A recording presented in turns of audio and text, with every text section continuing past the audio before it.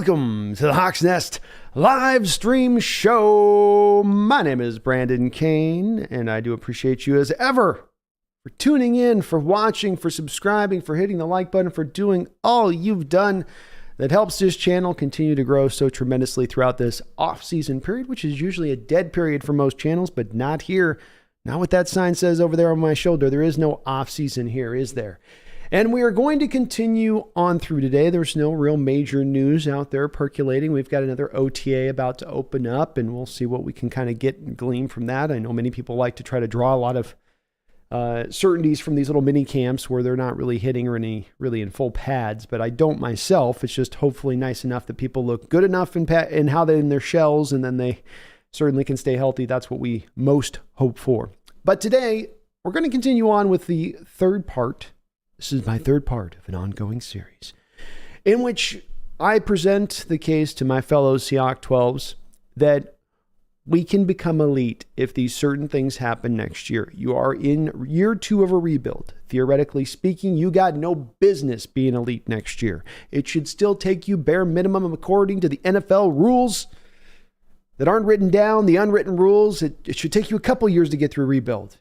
But as we saw last year, we had success in the first year of it going to the playoffs. So who's to say we can't get back into, I guess, getting even past those expectations that are going to exist for us next year of, well, they'll be a playoff team, but they're not going to make that much noise beyond that. It's too early for them. They're too young. They're too green, not seasoned enough. And that may very well be the case, but there are certain things that can happen, I think, and they would have to be these specific things I think would have to occur for this team to become elite. I don't think, for instance, you could have an offense fall off a cliff next year and then we're going to suddenly see a defense escalate to top 5 state of things from where they were last year, even with maybe potentially the return of a guy like Jamal Adams into the mix of things.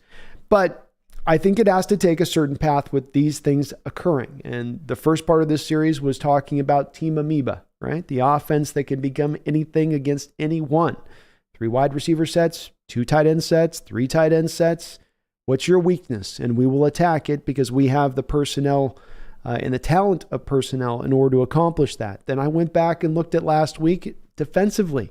What will we have to do defensively to maybe raise ourselves up from being one of the worst teams in the league across the board last year defensively to maybe even getting to a middle of the road state, which is what I'm prescribing here, that you have an offense that can be elite. You can have a defense that can be middle of the road, and then we'll bring the third wheel into this in a second. But that's where I'm going to continue to build this case. I built it last year and saying, while all these naysayers are saying we have no possibility, no potential, no chance of being a playoff team because we are in year 1 of the rebuild, I was one of the people saying, yeah, there is actually a pathway to getting this done. There is a pathway to getting into the playoffs if these certain things happen, and those things occurred. The rookie tackles playing at a league average level, that occurred. Geno able to operate within a high completion percentage, which meant he was going to move the chains, and that occurred. And your running backs being able to carry the day and be an important dominant factor in what they did, that occurred. So likewise, that's what I'm doing here, where I look at this offseason, look at this team, and this is what's going to have to occur for us to get there. The third wheel of this is going to be the special teams. Offense top 5, defense top 15, special teams dominant. That's the 3 hallmarks of the first part of this. There's going to be some other parts and other shows that we're going to get into a little bit more of the intricacies here and the details of this from a grand picture scale of it. But these are the 3 parts, and special teams is one that I know is not going to get people excited. I'm not expecting this particular video to be one of my most watched live stream videos of the off season. In fact, probably one of the least so, because special teams for a lot of people is a very boring part of the game. But we have to remember that it is purposefully a big portion of the Seahawks part of their game. You may not think that it matters that much, but the Seahawks do. This past offseason, I believe the first contract that they gave out was to Jason Myers, giving him a 4-year deal, making him one of the highest paid kickers in the NFL, and a sign that we are going to invest into this special teams unit. They've already done so with Michael Dixon, first making him, I believe, a 4th or 5th round pick, and then they've signed him now to one of the bigger market deals for punters in the NFL. They are making a conscientious decision to make sure that this is a very major part of what they do. Of course, bringing back Nick Bellore too, whose really only job is mainly to be special teams person when he's not being a fullback, when he's not being a middle linebacker, but he's mainly there, and he's been signed for pretty big money this offseason for just a special teams guy. That's kind of his only role. But it's one that he's been well suited to, and he gets a lot of tackles in that area. They always build their roster up with the guys on the back end of the roster that can, at the first and foremost, play really good special teams, almost more so than maybe the skills they bring to the football field per their, traditional position that they play. And this has borne out really good results. Rick Goslin has a website that he has posted out there where he tracks some of the special teams performances. And he has put together essentially a way to kind of get a bottom line number, statistically speaking, on how teams play as far as their special teams unit year in and year out. And so what he's done here is there are the league's 32 teams are ranked in 22 kicking game categories and assign points according to their standing, 1 for best, 32 for worst. So you notice with this basic final number, and I'm going to get to some of the ancillary numbers that are what helps to build this number to where it is. But what you see as a bottom line on this is that the Seahawks came out last season as the number 2 special teams unit in all of football. And there were a couple of reasons for that, of course. But what really want to show with this stat is that there's the purposeful approach by the front office to build the good to great special teams unit. And then you see the results of this. And I think we can all say throughout the time of Coach Carroll being here, he's more often than not put a good to great special teams unit together, and it's been purposefully so. So Seahawks were approximately, depending on what statistic you use, there's some other advanced analytic ones out there that might have them a little bit slightly different positioned, but I don't think there's any one that wouldn't have them in, let's say, the top 4 last year minimum. This one happened to have them in top 2, and what comprised this performance level for the Seahawks last year were these statistics here over my right shoulder. You were 9th in punting average, but you were 2nd in punting net, which is, of course, the way more important punting stat than punting average. If you outkick your punt coverage and you're allowing 15, 20-yard returns, your kicking average looks great, but your net's going to look dog water. So punting net is really what's the most important, the guy that's hitting it both high and far and directionally, so his guys can get down on the coverage unit to cover it right. You were 5th in kick return defense last year, only allowing 20.9 average per return on kick returns. And of course, you can just take a knee in the end zone and get to the 25. So, it's little small things here that, again, I know doesn't get people super excited, but these are things that do make a difference on the team, especially when you have a unit that is elite in this aspect of things. Field goals made, 3rd. Jason Myers had one of his good years. Hopefully he can sustain. He's a little bit up, a little down, a little up. His highs are really high. His lows are really low. But he was 3rd last year in field goals made. He was 6th in kicking field goal percentage. So efficient in those field goals made. Sorry, didn't turn off the phone first. Kick return on the offensive side of this, we were 9th last year, of course, thanks to Godwin Ugabaguki, whose name I still haven't learned how to pronounce. He's not on the roster, by the way. We were wondering about that I was sure that, no, they waived him at some point. They did indeed waive him at some point. They may bring him back, but he helped them last year, of course, with their kick return offense. Maybe a guy like McIntosh this year would slide into that spot. DJ Dallas has actually done pretty good with it too. It's been more of an issue with DJ Dallas on the punt returns. As you can see, this is the one lone stat for the Seahawks special teams unit that was the bad stat, which is punt return. They were only 25th last year between Tyler Lockett, DJ Dallas, and maybe somebody else here or there else mixed in, but nobody was good in doing it. Dallas looked completely lost. He just can't track the ball in the air on punt returns for the life of him. I mean, he really struggled in that respect of things, but yet the team was still dominant overall across the board. As I said on that first image that I showed here, this takes into account 22 kicking statistics, kicking defense, field goals, punts, all that stuff to comprise this kind of bottom line stat. And it is not a major as part of the game as offense or defense, but last year special teams for the Seattle Seahawks comprised 20% of your total plays. So there is a chunk there that this does make a difference. And the part that opened my eyes on this when looking at some of these statistics for next year and the teams that we play next year, if you take the Seahawks schedule and you take that rankings list that I just showed you and you go through that rankings list and you pull out the opponents from last year and their special teams performance and how well they did, you come to find that next year's allotted opponents are actually going to be really fairly low. They actually, their average mean is 18th last year in this bottom line special team stat. So you're going to be playing league average to league worst teams, while you yourself will have a dominant unit if it holds to type, if it fits to what's on paper, if it fits to what it's been the past couple of years. And this provides another measure, along with the rest of what you're doing with the team, that can give you that pathway that then opens up to becoming elite. It's not any one thing. It's not the offense just carrying the day all the way through. It's the offense under my situation here of carrying the day through to a degree, but the defense being opportunistic, having a nose for the ball, having a nose for the big play, being willing at times maybe to play a little bit more of those pressure-based looks, getting a little bit more on the outside man-based rather than the zone-based that they've been somewhat obsessed with over Carroll's time with here. And then now the special teams comes in and plays at that dominant level. On top of that, you round those things together and you have the core, to me, to getting to an elite season next year. This is the form it would take, to me, if it's going to get there here in year 2 of a rebuild, because it is a little bit hard. Those people that say you're in year 2 of the rebuild, you have a roster that's mainly comprised of first and second year players at that point. Those don't tend to be rosters that can get themselves to an elite place, especially when you have just simply, even if it is only just these two teams, the Niners and the Eagles that are right in the middle of their window, essentially. You know, they're there right now without that youth so thoroughly embedded into their roster that they're having to, you do pay the price for that a little bit. It helps having guys that have a little bit more time. But then we come back to the final point of this being, because I've said a few more times in these shows, just you have Coach Carroll, who has a very good understanding how to get a lot out of a young roster. And then that maybe gives you a little bit more confidence on the back end of this, saying, well, but hey, he's the one type of coach out there that if you have a young roster and you're going, man, we got a young roster as stacked up with as much talent as any team in the NFL right now. Who's the one coach in this NFL?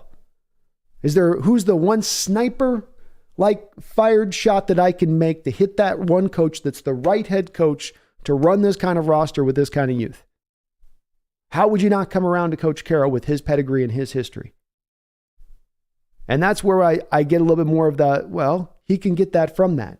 And is there a lot of is there optimism on my standpoint to say the offense could be top 5? Yeah, but I think there's a lot of realism with it too. I broke down for you guys on the show a couple of weeks ago of all the statistical markers and all the projections that you could look at with this team. The fact that they're going to be more talented next year.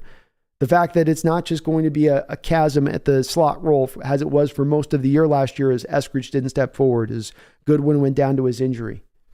And that's filled in as the offensive line gets a little bit better.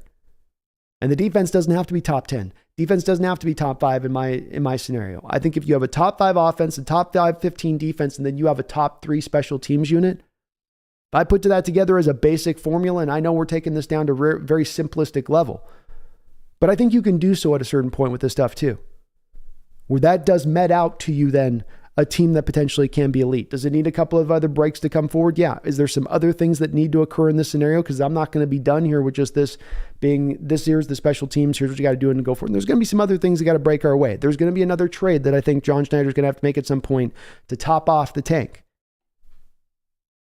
But if these things come together in this manner, then I do believe this team has absolutely a pathway to getting to being elite, especially with the way we've seen now the schedule unfurl for us. There's the tough period and the tough road about 60% of the way into the schedule there, right? Where you got a tough 4-game stretch that's pretty rough. There are a good number 10 a.m. games. But to me, those opponents that you were on the line with 50-50 on in the battle of, hey, if this is played on the road, maybe you don't win this one. But if we get to play this at home, we're not having to travel, then I feel a little bit better about that game.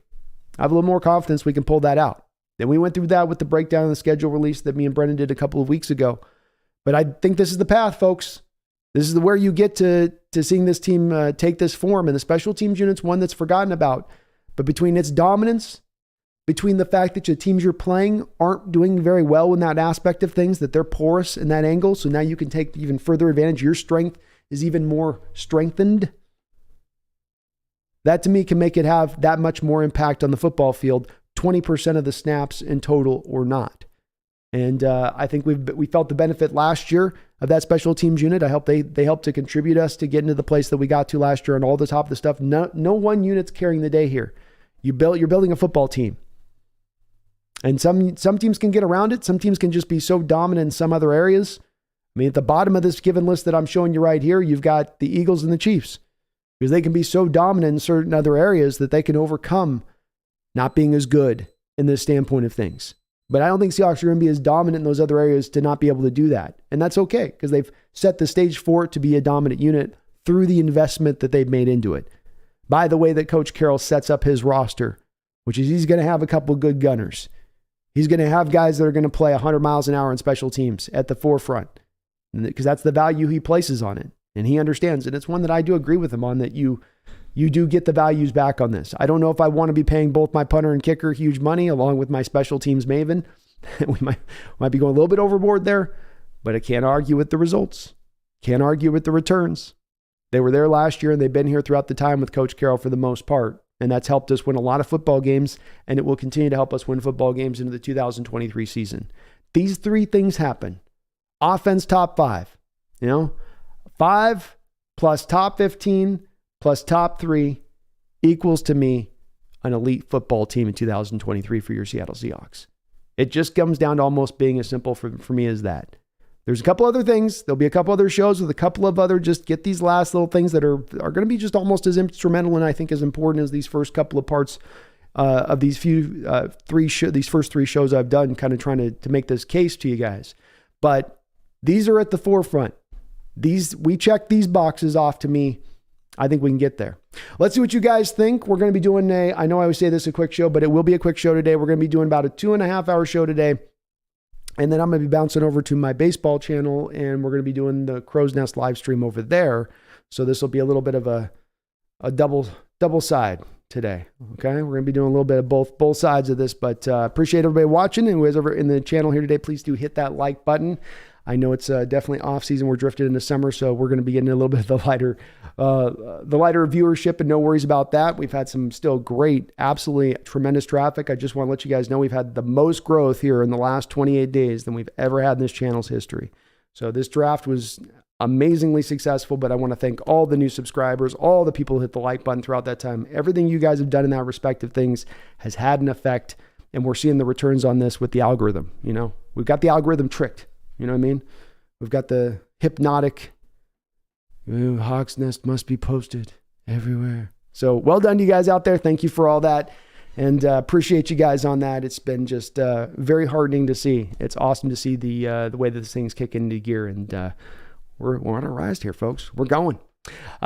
Please do hit that like button though now if you guys do get that chance, and also sub on up if you're not already subbed up. Devo, what's up? Megan Gock Rogers says 2 days to go, and you know what I'm talking about. 2 days to go, Megan. We're in the final 48. Bring back the Sonics is right, Devo. I rock this shirt. I got to get a new one because this one's starting to get worn down a little bit. But I want to see my Sonics back. You see this at any time I turn on the playoffs at NBA, it's kind of like just longingly. Remember when we had the Sonics? Remember when there's Kurt Calabro, Marquez Johnson? I miss the days. Hey, how's it going, Adam? Adam says, I need to be caught up. How many drafts do we have? How many drafts? Oh, 10. Yeah, we have 10 draft picks. Adam, 10 picks. Sam Dog the Infamous in the house. What's up, Sam Dog? Officially booked for week 4, going to both the Sunday night game between the Mets and Chiefs and the Seahawks-Giants game the next night. And we ain't losing that, Giants. Go Hawks. I saw, Sam, sorry I haven't had a chance to respond to you on Facebook. I saw you got on me about predicting a loss for our Hawks there. And hey, I didn't like predicting it. But, I hope knowing you're going to the game that our Hawks are able actually to pull it off. So... And fun fact, guys, I've been putting it together. Got to just edit it together. I have Pumpkin's picks for the season filmed. So she predicted the whole schedule. I've got it locked in. I'm going to be posting that to the channel here fairly soon. So we'll see how her psychic abilities, she's sleeping right now. You can see she's building up on the psychic energy. So I think you guys will like her picks. She did pretty good. I think. But it's good to see you, Sam Dog, and I hope we do not lose that game. I hope we do not. The weather should be really nice there in New York at that time. Preston, thank you for the $10 donation. Appreciate you, Preston. Hope you're having a good night, brother. Says, thanks for all your great content. Sweet t-shirt. Well, thank you, man. I was out there today at the gym, balling out, just thinking about the Sonics a little bit at the time with, some of the old days. And it's like, man, I feel bad for the youth here in Seattle that's growing up because I know that basketball is a really important part, kind of an underrated, important part of the region. And, I think everyone says we're going to get it back by 2025 with Vegas and us getting the expansion. We'll see. But I'd like to get it. Sucks that we don't have the team. Sucks that, you're just like, ugh. Oklahoma City ain't doing anything. Oklahoma City should just give them back. You guys didn't do nothing with them. You've had it for a decade. Give it back. The lease is up.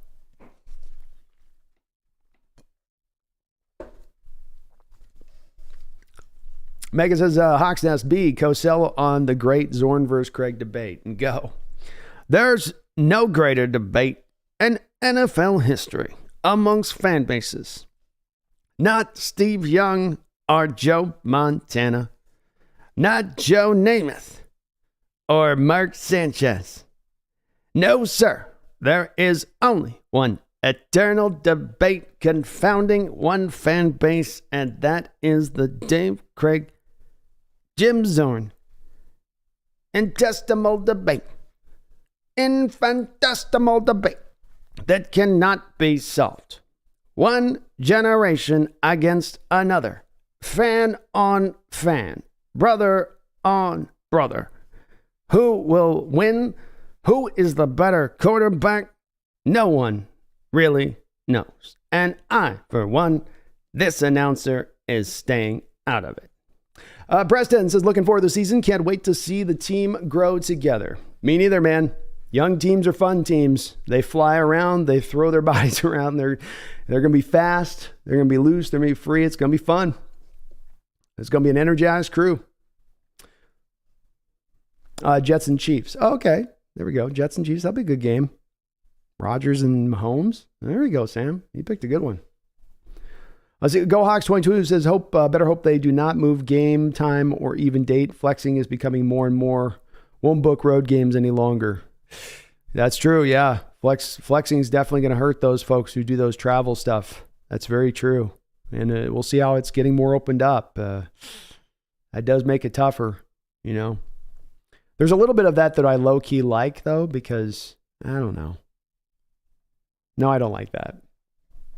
Certainly going to be nicer getting some better primetime games because there's been some stinkers, but it does suck for the fan base. Megan says, I must admit I'm very nervous about this season. I know we had the second best draft in recent years, but something is nagging at the back of my mind that we may not do as well as we hope. There's a little bit of what I talked about with this that I think people have to be aware of, and I'm going to do my best to try to prepare folks for in anticipation of if this happens, don't necessarily react like this. And I'm not saying right now that this is going to be an elite team next year. That's not what the series is trying to accomplish. Much like last year, it wasn't for me to say last year that I thought the team was going to be a playoff team, but this is the pathway they would take to getting there. And I still had the team as being good on my final prediction. I think I was 2 wins off on where they were. I think I had 8 wins for the final marker and they got 10. So I was 2 wins off on my prediction. But it's that, yeah, there is also a path here where we don't necessarily get to that spot of things, where the schedule becomes really tough and you have a little bit worse injury situation than you had last year. And the young guys aren't quite ready to go next year, especially the rookies. They may take that extra year that rookies usually do tend to take to get themselves turned around.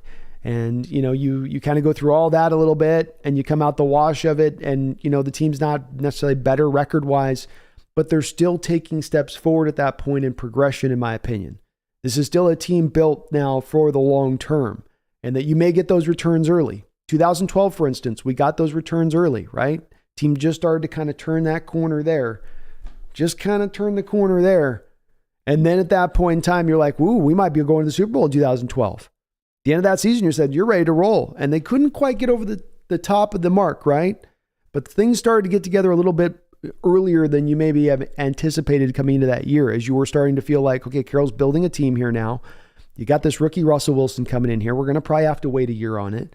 But things can stack in a way where they can break right. But to your point, Megan, I want people to also not necessarily be in this bailing off Snyder, bailing off Carroll approach to things purely if the results don't bear out. If it's that we're watching bad football in the football field, or players that aren't progressing, we can start to cover some of that stuff a little bit more, greater in yes, maybe attack going, hey, is this right? Coaching wise, is this right? Okay, maybe there. But if it's just a matter of, we have dealt with some more injuries this past year than we had the year before, let's say, or the schedule got tougher and we just ran through a lot of opponents that were playing at their best football.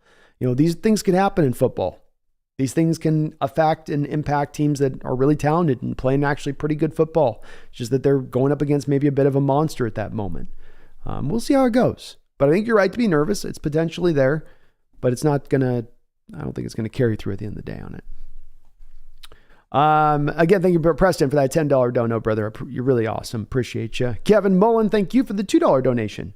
Says, thoughts on the mandatory third quarterback rule. Love the show. Well, thank you, Kevin, man. Appreciate the love. Love right back to you, man.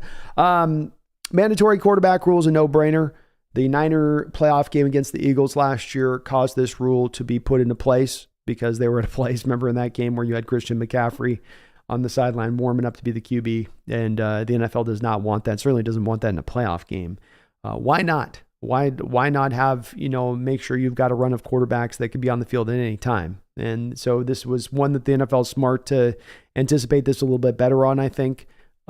It's also one that could be activated a little bit more readily when you have certain teams out there like your Baltimore Ravens or like your Philadelphia Eagles or like your Giants even that will run the read option thing with their quarterback. They're putting their quarterback out for a little bit of a more higher chance of getting hurt at that point, and then going to your second string, and then your second string gets hurt. And now you're doing the third string really quickly suddenly.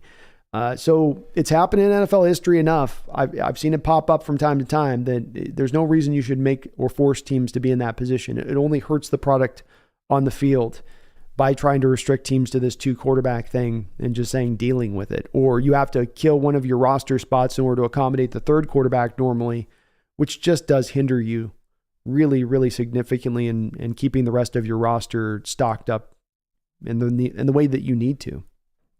Preston, thank you for becoming a member of the channel. I really do appreciate it. By the way, for the members of the channel, we're going to be doing a radio. I'm going to be kind of doing it I think we're going to do like a Monday show here soon on the regular with the hope of expanding eventually out into doing like 3 or 4 days a week. It'll be really quick shows, usually a half hour to an hour a pop, just kind of covering certain subjects. But we'll be doing that with the members of the channel here. So I'll be getting that going this next kind of week. Look for an announcement to the members of the channel. I'll be posting a video probably tonight or tomorrow in regards to an update on that. I've been planning on wanting to do that for a while and just have not gotten to it. But thank you for becoming a member. Appreciate you, Preston. Orthodox Russ, without special teams, Nick Bloor would have been out of the league 5 years ago. Correct. But he's done something that there's been guys in history that have made their way in, historically speaking, without really doing much in the league as far as the position group. If you're good enough, if you really stand out in that respect, if you're a difference maker in that respect, you can remain in the league. Because there's not a lot of guys that want to play special teams. And then there's not a lot of guys that want to play special teams and be great about it. But if you got a guy really truly committed to it, he can have that impact like, Nick's been able to have. He's been able to find that role, Preston says, I'm super pumped about the team. Feels like the first time since the Super Bowl that we are young and competitive again. Maybe we still have room to grow, but the culture is back. Culture is back, man. Well put. I can't really add more than what you had to say on that with it, where I think that they're absolutely back onto the right path. They're competitive. They're young. The roster is as well stocked as we've seen in 10 years as far as the talent goes. It's hard not to look at the team and go, they're going in the right direction. There's some things that you could pick at that I think because I know there's already a few people I'm sure in the chat going, well, there's this and that there's a couple things that is not perfect, but they're on the right road. And this team, if it's not going to get to being elite by next year, it will be elite in the near future. Amari Taylor says, I don't know, something doesn't feel right. Something tells me we're going 8-9. We got Megan and Amari with a little bit of hesitancy, and I get that. I get that completely. You guys might be right on this. There's a couple of, as I say, here's a pathway for us getting elite, but there is a pathway for us to be middling or around the same mark we were last year. And that's not necessarily born out of a bad thing that, we've just taken it back. Our coaching staff's gone backwards. The young guys aren't developing forward. It might not be all that stuff. That stuff might be. We'll make the dissertation of what is what at that time, and we'll do the autopsy and pick it all apart. No doubt about it. But it also could be just your injury situation wasn't great last year. It was pretty good last year overall. It wasn't beautiful, but compared to recent years where you've been league worst or one of the most injured teams in all the NFL. Whenever they would show the stat over the past couple of years of the teams that missed the most games due to injury, Seahawks are always up at the top of that mark. I don't think they were as high last year, not in the top 5 range as much. What if we go back there again? That's tough. What if the schedule's a lot tougher? I think the schedule was pretty easy last year. One of the easier ones we've dealt with in recent years. So there could be some regression to the mean here as far as us taking it back. But that doesn't mean, again, that it isn't the team that's talented that is still moving forward. Even if the record's going backwards, the team is, to me, still going forward and progressing. I thought I turned my phone off. I didn't. Herbicide early show today. I like it. You got to change it up a little bit, Herbicide. You know what I mean? Got to mix it up a bit. I meant to get on last night, but I ended up just needing to do a family day yesterday, so. Herbicide's got us 11-6. We're a better team than last year. Agreed. I think we're no doubt about a better team. That's for sure. No doubt. Josie, between two blowers is a much watch. He's pretty good with it. What's up, D-boy? Hope you're doing well. Joe's got us 11-6, 12-5. Love the optimism there. Preston says, play out. Obviously, I'd love to see a deep playoff run, but watching the young players grow into the next generation of Seahawks is exciting. Very exciting. Very exciting. As long as those guys are progressing next year, that's really at the fourth. I want to see us elite, but I'm going to be happy to be understanding and be patient with this thing because it is so young. It's rich in talent, but it's very young. And that usually takes some time for this stuff to mature a little bit. Marty says, but if Geno falls off, then yeah, it's going to be bad for us. That would definitely be bad if Geno fell off. That would be. I'm kind of where Herbicide is on this to a degree, though, with it, where I go, okay, he falls off by having more than he had last year, by having his job made easier. He's worse. That's the one I don't, and I know he had the back end of his season where it wasn't as good as the start, but the reasons for that were also kind of explainable more than just saying, well, he just kind of threw up on himself on the back of the season. Not really. It was that you couldn't consistently get a running game going anymore because your running backs got torched. They all ended up in the infirmary. And then your offensive line wasn't pass protecting as well through the back half of the year. Lucas was dealing with, I think, a knee injury. Gabe Jackson was barely pulling his body anywhere anymore. Austin Haynes was done. There was kind of explanation for that regression that goes beyond just him just going, well, they figured me out now. My little run's up. It was a good run.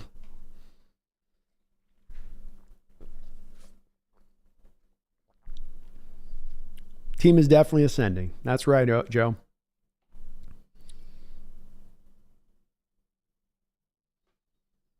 Herbicide, I wonder who's going to be our return guy. It's a very good question. And I'll tell you, if you could find a way to bring back Godwin Ugabuki, and you're getting a guy that's once a game going to pop you off a 42, 43, 44-yard return, if not more, that would be pretty valuable if you can bring him in on like a vet minimum deal. And I feel like roster-wise, you'd love to figure that out. I know you've got the 4 running backs already in place. You've got your receivers kind of set. You don't really want to add an extra of any of those spots. And so it's going to get very hard to hold him in on the roster. But he was so good in that capacity. Now, DJ Dallas is solid as far as the kick return goes. But DJ Dallas is absolutely Stevie Wonder back there when he's trying to return punts. It's so freaky watching him track a ball in the air. He does that thing that when you watch a baseball an outfielder do that you go, okay, come on, catch it. Where they're,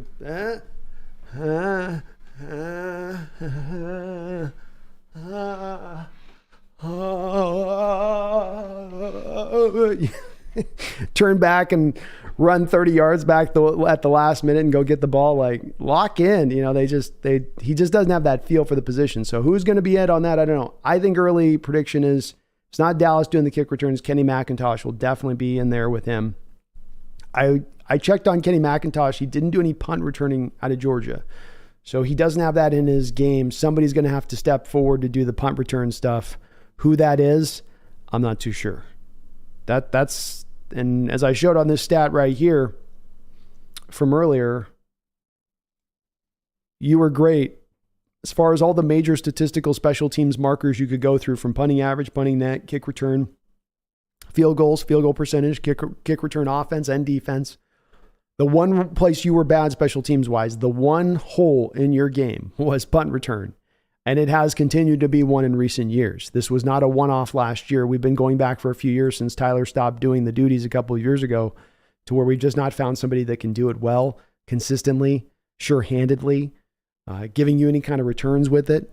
As much as anything right now, we just need a guy that can fair catch the ball, track it and fair catch it almost, because that's just give me that.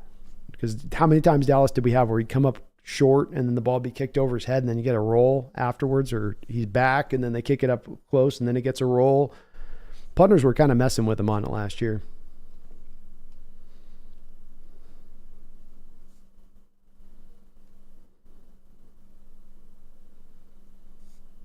Thank you, Megan.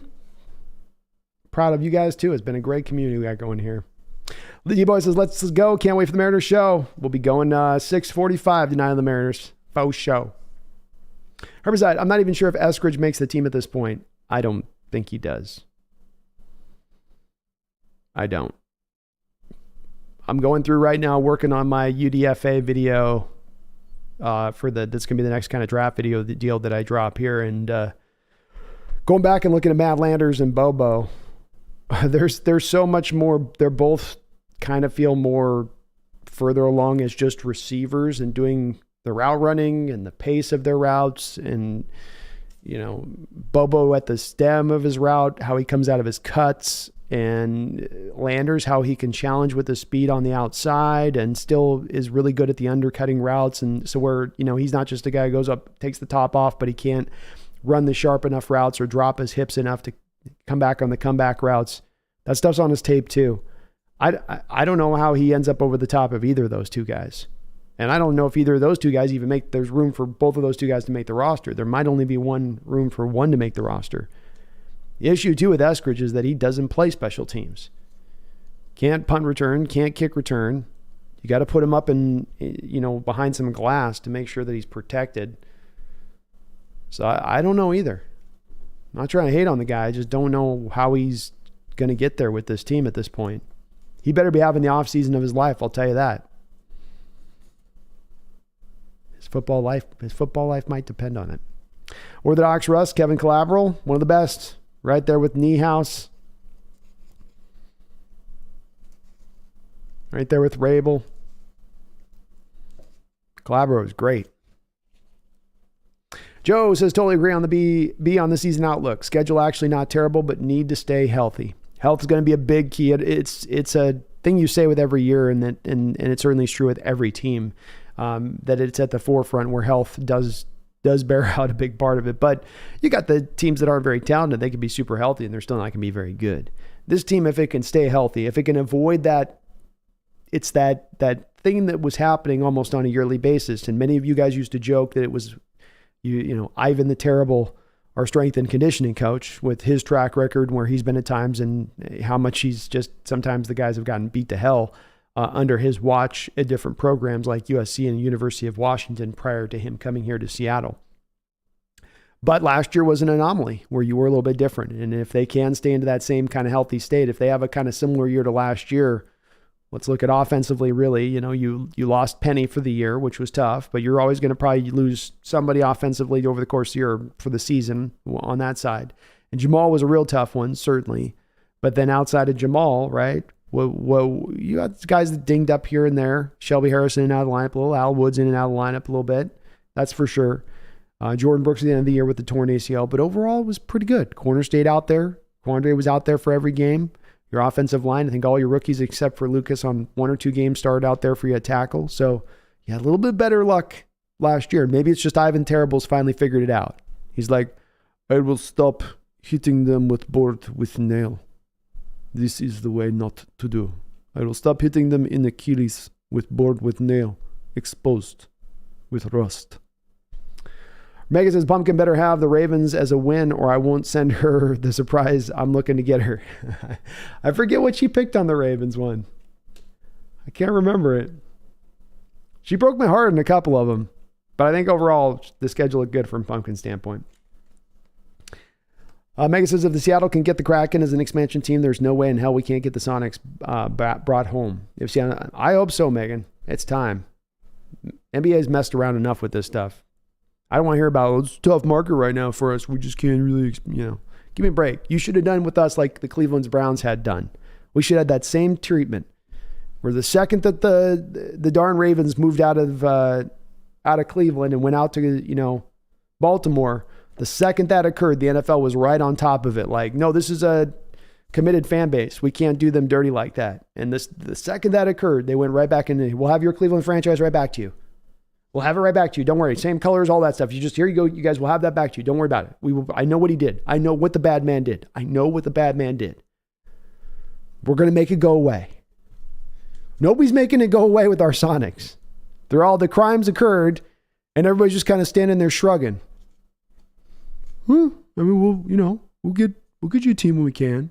At some point. We'll get to it. I don't know, 10, 25, 26, 27, I don't know. At some point. You in Vegas. Why us? Why is that we got attached to Vegas? We got to do 2. If we do, okay. Sam says, yep, going to 2 primetime games in 1 week in New York, so I'm super excited to go to the Rodgers versus Mahomes and the Seahawks-Giants game that next night. I'm going to have one heck of a football weekend. Oh, you are, man. It's good times being in New York, too, watching a game. If you get out after a game, you can go do whatever you want. Go down to Manhattan, right? Go find something to eat anywhere you want to go. Out at that point, that was one of the cool things with the Super Bowl once that was ended up being in New York, was just going out in the streets and, hopefully, too, there's the Manhattan. They got the Seahawks bar in Manhattan, too. Forget the name of it out there, Sam Dog, but you should definitely go check that out. Because that place was pretty live when I went. Green Bay's got the draft in 2025. Mark says, 14-3 deep in the playoffs. 2 great drafts in a row. Like and sub for this hard-working man. Thank you, Mark. Please do, if you haven't already, hit that like button and sub on up. I really do appreciate it if you would.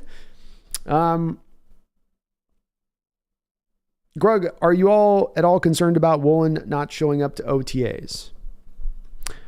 No, not really as much. I know that this has been something caught in the Brock and Salk show, bringing this up recently with, for instance, the Jamal Adams deal. And, OTAs are certainly something that you would love to have your guys all show up for. But as long as they show up in shape and they're taking care of themselves and doing everything they can, then that's great. The NFL has decided that they are okay with these players having these voluntary camps, and the players essentially decided, we're going to give up less money so that we don't have to practice as hard. And that's what the players got in return. And the NFL owners could have come back to that and said, we're going to give you guys, we don't want that. We want more money so we have more practices, so we have a better product on the field. But the owners didn't determine to do that. And so this is kind of the reality of this playing out. If it's going to be elective and optional, guys are going to treat it like that, I think. And with Woolen, some of this is probably a little bit of, he's got to get through this 3-year window here until he can get to where he's paid, where I'm sure there's a little bit of protecting your body in this too. And, wanting to just be careful, maybe a little bit. I don't know, but I'm not really I don't think it has any real bottom line effect on the season when it comes out. Like, well, Woolen's just not anywhere the same as he was last year. If only he had gone to OTAs.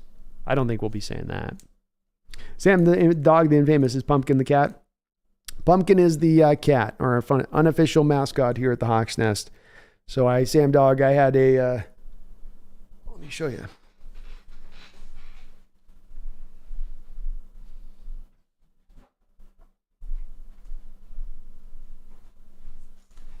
Don't worry, this isn't for you. I'm not doing this for you. You can just go back to sleep. So Sam Dog, one of the subs, Space, shout out to Space, sent me one of these. And so I went out to the end of my hall, and there's a card in this from every NFL team. And so I set up at the end of the hall, the cards set up, standing up. And then I put 2 dishes out with salmon on it. And I put the salmon in front of the 2 cards. And then I took the cat back to the other end of the room, set her down, and let her just pick at that point. And then I went bam, bam, bam, bam, right through the schedule. So I got it all filmed. I'm just cutting it together now. And you guys will see what pumpkin. We're going to try to see if John Constantine was right and cats are indeed in 2 worlds at any one time. You know, we'll see if they truly are psychic. Megan says, I'll admit that I am an overthinker due to my anxiety disorder, but this is the most nervous I've ever been in the preseason for as long as I can remember. Not sure why, and may need you to talk me down. I think it's expectation level, Megan. It's that you see a team that's starting to assemble potential greatness here. And does it come together this fast, or is it going to take a little bit of time? And I'm going to be just as nervous as you are about that. I think that's why I'm trying to get a little bit out ahead of maybe some of the folks' expectation level if they go over the top with it, where it doesn't come out to what we think it's going to be in this given year. And that then from that, you got people jumping overboard, so to speak, or off the bandwagon, I guess, is the better way to put it. But that's why I say, well, we'll have to be, I think, patient with that. If the team comes out and wins 3 games or something, then that's a whole nother conversation probably. But if they come out and they're at 8 or 9 or 10 wins like last year, it doesn't mean that the team is stalled out, plateaued, or that they're now regressing. It just means that this was a year that, you know, you're not quite getting as much of the returns of the young guys, but the talent's there. The picks that you're going to returns from these picks, from having these 2 drafts run by value at the forefront, those returns will come.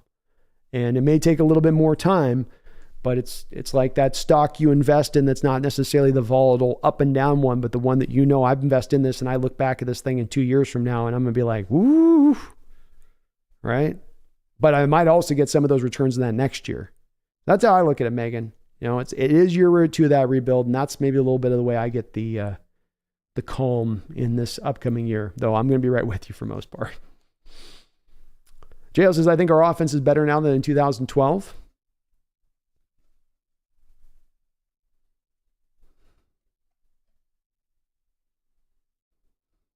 I'm going through in my mind right now, JL. I think you bring up a really good, interesting point.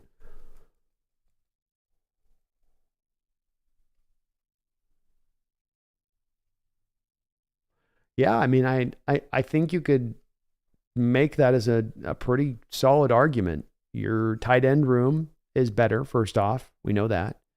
Wide receiver room is probably equivalent, especially if you're operating from the standpoint of a lot of that year you were without Sidney Rice and Percy Harvin. I mean, you had those guys going in, but they weren't there for much of the time. But let's just call it equivalent. Okung and Cross, that's a wash. Lewis, Carpenter, probably Lewis, that's probably about a wash. Center's worst with Unger. Right guard, you might be a little bit better with right guard. Right tackle, you'll be better than Breno Giacomini for sure. And while Marshawn was good as your running back 1, Walker, Charbonnet, McIntosh, Homer is better than the whole totality of what you had as the running back room at that time. And Geno certainly is going to play better statistically and performative-wise than what Russ did in his first year in 2012. I think, yeah, as I go through it on JL, I think you're right. Great stuff, man. Derek says, who's your favorite player on the Hawks? Also, opinion on Geno Smith. Derek, my favorite player on the Hawks right now is DK Metcalf. And I think that he still is on his ascent, still a young player. I think he's actually kind of underrated by the fan base because there's a lot of people that come in my chat that really do kind of throw shots at him at times, and I don't think it's always fair. But it's a guy that I could see breaking out here this upcoming year, and a guy that does everything you kind of want from your football player. This guy does. He goes out there and he does the glamour stuff, at least as far as a receiver goes. Let's just look at it through that view. He goes out and gives you all the things you want from a receiver. He commands double teams. He can take the top off the defense. He's good on yak. He's definitely got at times some bad drops, but the drops are a little overstated. They're not like worst of the worst. He's not like consistently the top 5 worst, wide receivers in the league that drops. He's always on that list. No. And you got that, then you got him blocking like a demon every time, just absolutely trying to impose his will and be a bully out there, which is exactly what I want my receivers to do. I want you to go at those cornerbacks that don't want to tackle. I want you to go at those corners like Trayvon Diggs that just want to go get their interceptions. I want you to get on them all dog game long. Play up to the whistle. Play up to the line. Wear them out. Get them by the 3rd and 4th quarter, not wanting any part of it anymore. And he brings that on top of being this physical powerhouse beast of a player, on top of still being young, on top of being one of the most prolific wide receivers in the sport as far as the yards and touchdowns, receptions he's gotten before the age of 25. So I get drawn back again and again to DK, and I know he's not perfect, but I think he's going to be a guy that eventually, when he's all said and done, has a real shot and a potential of getting on a Hall of Fame potential trek here. And I know people are waiting for that big breakout year, but I ride with DK. I do. My opinion on Geno Smith is certainly, I think, a top 15 quarterback in this league, probably even a top 10 quarterback in this league, given where the position's at right now and the fact some of the older guys are getting older and out of the league, and the younger guys are kind of rising up now on their ascent. But I think that even at a top 10, top 15 level, what's nice about this is you're taking a quarterback who's got that as his skill set, and then you're providing him with maybe the most talented supporting cast of a roster on that side of the ball as any quarterback has in the entire NFL. And that, in my opinion, is one of the big drivers for success at the position, more so than talent. I'm not a believer in the Jordan principle as it applies to quarterbacks. Yeah, there's those Mahomes and Burrow types that can do it, but those are 1 or 2 guys in the whole sport that do it like that. More often than not, the quarterbacks, just like running backs, are going to be subjective to their supporting cast. And if the supporting cast sucks, they're probably going to suck. And if their supporting cast is great, it doesn't necessarily ensure they're going to be great, but it puts them in a much better opportunity, in my opinion, to shine. And that's the place Geno's going to be put in this upcoming year, Derek. So I think it's going to sustain here this year, what he did last year. I think he'll be back up around 70% as far as the completion percentage, especially with JSN in here and all of those easy completions that he's going to have out of the slot. A lot of those 70% completion percentage last year was on the back of throwing outside the hash marks on some pretty high level, high difficulty type throws because he was trying to work DK and Tyler, rightfully so. So I think he sustains. I don't think he's a star. I don't think he's a top 5 guy. I don't think he's probably a top 6 guy, but definitely think he's a guy who edges right in there in that top 5 place of things for what he's going to provide. Derek says, mine's Metcalf. We're alike, man. We're alike on that one. And I do like Geno too, man. I do like him. Herbicide, we says, re-signed Artie Burns. Why? Gives you depth at camp, Herbicide. If you have some kind of injury that you sustain, that you can, have a qualitative just veteran that you can bring in there that knows what you want to do, understands the coverages you want to run, understands the culture. There's a little bit of value to that, but there's also more likely than not here, Herbicide, that I don't think he makes the team. You're going to be Woolen, Bryant, Witherspoon, Jackson, Trey Brown. That gives you 5 corners. So Woolen, Bryant, Jackson. I feel like I counted a guy extra. Oh, wait. Yeah, so 5. So you're at 5 corners right now. That's about what you're going to carry on the active roster. So he's not going to beat out Kobe Bryant. He's not going to beat out maybe Trey Brown. We don't know where Trey's at right now, Herbicide, depending on where he's at in his rehabilitation. So just he's there for competition. Because if you think about it, Herbicide, once you get past those 5 guys, there's not a lot behind those guys pushing them. There's a lot of competition for the number 2 role behind, with Witherspoon there, right? Those guys will be battling it out there, and there's good depth behind them.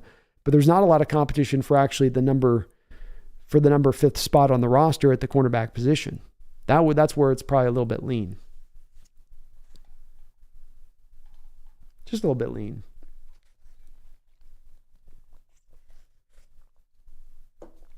Derek says, Hawks Nest, love your videos.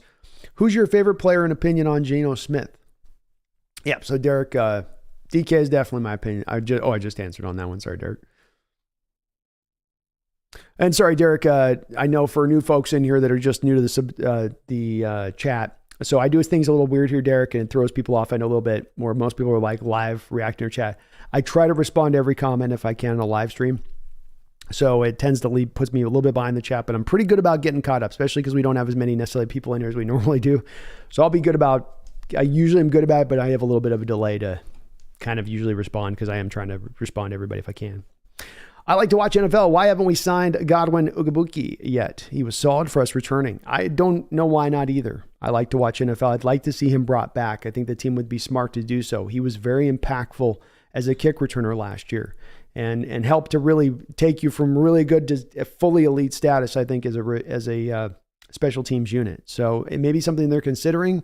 Maybe they think that they can get the equivalent with Kenny McIntosh back there. And maybe that's just a way for them to manufacture a touch for McIntosh where they say, we want to give McIntosh 4 or 5 touches over the course of the game. Maybe 2 of those come from kick returns, 3 from kick returns, and a couple from here or there. But you also have Dallas in there who's at least capable. He's not as bad in the kick returning as he is with the punt returning. He's really good, actually, as he's probably a top 15 guy as a kick returner in the league. So you do have a good backup there, but Ugabuki looked like he was a top 5 guy last year when he came in. Nasir, he has been waiting for this moment all of his life. Now is time to silence any doubts. Oh, Geno Smith. You're right. And what's even greater about that, Nasir, is beyond us seeing that and realizing that is what's at stake here for him. That's what's within his grasp to get. What's beautiful about Geno Smith is that he's realized that. This was the guy that after the very next day after the playoff game, he's in there working out at the facility. Everything that we're hearing about him by all accounts is that he is all ball, that he realizes this opportunity and that having that 10 years of wait time before he got the second chance has crystallized things for him in that manner to where everything is very clear. And I think you're going to get all from him. If he falls short, it's not going to be from lack of effort or from lack of trying as hard as he possibly could to get there. And that's all you can ask for from your quarterback is just that kind of effort.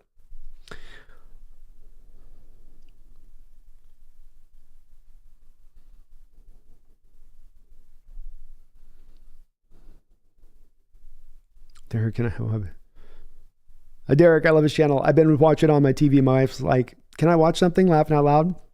Well, tell your wife I said thank you for putting up with having to deal with my voice over the speakers 24/7. Because I got some long shows, Derek, so I'm sure she's had to endure quite a bit. But tell her I appreciate it. I do. Thank you, though, man.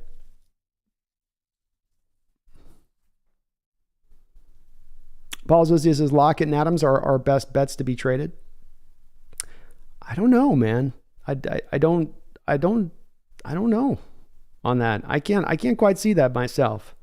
Lockett's a captain here. He's embedded. You just converted his salary, Paul, from base to bonus. So, you just made it harder to move off of him anytime in the near future for the dead money you have to hit. And you're in that same boat with Adams this upcoming year if you were to make that trade with him. It's not like if you make the trade with Adams, it's not like the post June 1st designation thing where you can split the cap hits up into a couple years at that point. It all then accelerates on a trade, I believe. So there's really there's no real pathway to trade either of those two guys this upcoming year. And Lockett may be beyond that with converting the base to bonus.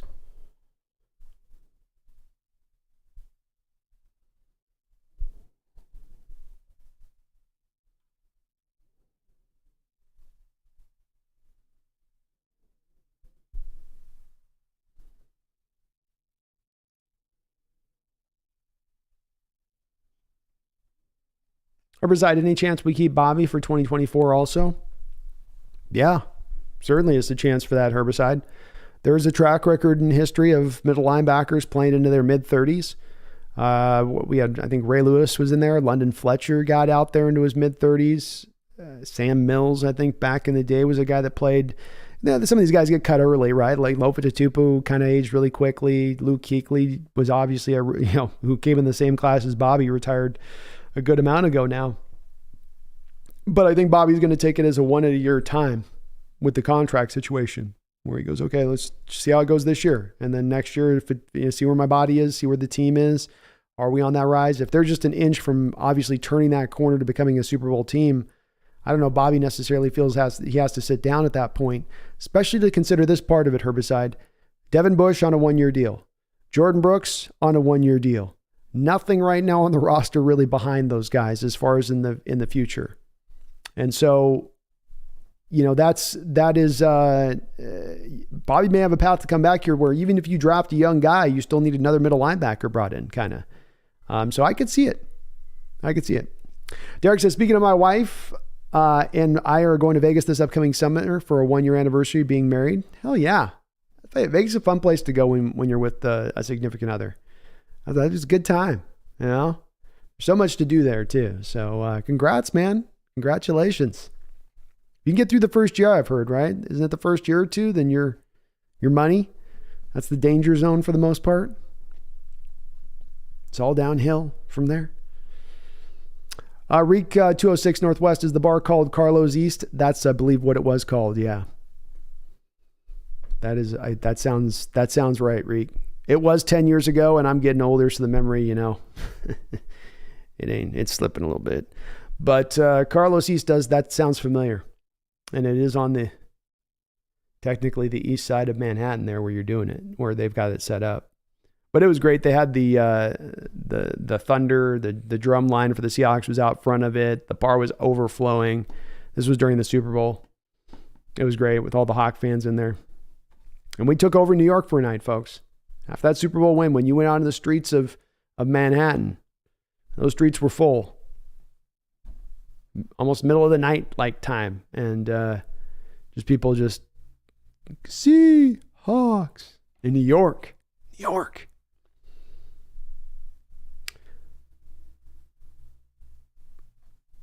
I'm with you, Megan. I'm not going to be watching NBA much until songs come back. I'll catch it here and there, but I'm not committing myself to it until they return. What's up, Jose Rodriguez in the house? What's up, Jose? Derek, I've never seen a streamer read every comment. He puts in the work. Go Hawks. Yeah, it's just something I did from the start, and I've always just kind of kept at it. It gets challenging at times, Derek, when we get hundreds and hundreds and hundreds of people in here. It can get, I definitely miss some comments. But, you take the time to watch, you take the time to comment here. I feel like it's kind of the least I can do to try to address, especially if there's a question or something, on that. And on top of it, I like the interaction. There's usually something in here I learned coming out of this channel or stream, or there's at least, the very least, somebody's made me laugh a couple times. There's no doubt about that. But that's also, as Megan says below too, Derek, why my streams tend to go 4 or 5 hours is for that very reason. Tristan Levy, what do you think of the Arian Foster comp for Zach? I have heard it a couple of times placed out there, Tristan. I can kind of see it a little bit. When I think of Arian Foster, I think of a gliding running back, vision running back who had really great acceleration. Was just could really just that burst was really nice especially with the vision. He had pretty good prerequisite size. He was good average size guy in that respect. Like wasn't undersized and whatnot. He could drag tacklers too, but he was just more of a gliding kind of back. Charbonnet's more to me of you can feel the earth pounding beneath his feet, whereas like Foster would be like, is his feet even touching the earth? Where it's almost like a dancer going across, and it's just different stylings more than anything else. This is also, I think, what helps Charbonnet play with way more power than Foster have. But then Foster had way more home run hitting ability to me than Zach Charbonnet does. That's that extra gear that Foster had that allowed him to be that, with that vision that he had on top of it. Now, the vision stuff is very similar. Zach's very smart in finding the hole and quick to find the hole. That's right along with Foster. They have that stuff in common. And the size-wise, they're very close to each other with that. But Charbonnet runs much stronger and harder, much more able to get away from the first tackler. Whereas, Foster was looking for that hole and then he was off. He was off to the races. He was gone. And, but he kind of needed the hole. Zach can kind of make his own hole. I like Tristan when it comes down to it for Zach comp. I like Nick Chubb minus 9% or Matt Forte I like the Forte comp better than the Foster comp. Nazir says, it's crazy to me when I look back on all the naysayers last year who said we would be trash. Yeah, there was a lot. Certainly nationally, a lot of folks that stood on that point. And I never quite understood fully where people got on that, because it never seemed to be comprised of them coming to that standpoint at looking at the Seahawks roster and the situation they had. It was all, well, you moved on from Russ, you moved on from Bobby, so now you must hence suck. And so I think that there's just, sometimes you get the perspectives on this Nasir as people don't look at it with any kind of depth. They just kind of gleam across the surface and let that be what determines their outlook on it. But you're right, there were a lot. Megan says, the Hawks Nest, I love the draft, but you can't tell me that a team full of rookies doesn't give you pause for the thought about what will happen this year. How many vets are on the team now?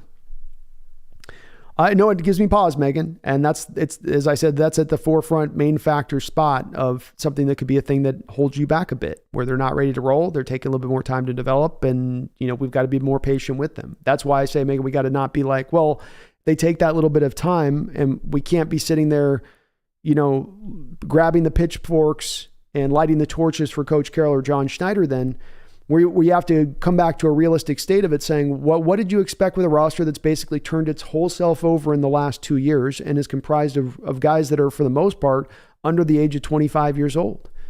Well, what was the expectation level? That team should go out there and dominate in year 2 of a rebuild? No, that's not realistic to necessarily think. There's reason to think it can happen, though. I'm making a case it can occur, Megan, for sure, because I think it's a realistic case. Much like last year, Megan, there's the argument to be made that they could suck. There was the argument to be made that they could be right there with the Texans competing for the number 1 worst overall team in the NFL. There was the argument, and it was a feasible argument. It was certainly within the realm of being reasonable. But reasonable chance of it happening versus what's likely to occur, how things are likely to go. That's where I think we're really at with this on the viewpoint. And that's what gives me a little bit more optimism for the upcoming season. That stuff could occur, but with the way Carroll gets so much youth out of his roster, Megan, with the way the guy, famous for taking on the freshmen at USC and finding a role for them. At a time when in college football, there's a lot of NCAA college coaches at that time that would not even play a freshman.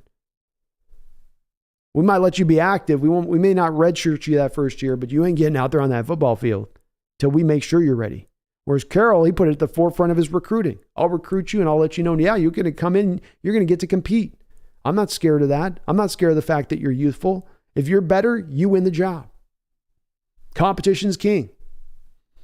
And I think that's one of the benefits of having competition king is now the door opens and feels a little more wider open to those young players who are looking to take the reins, to ascend, take their spot.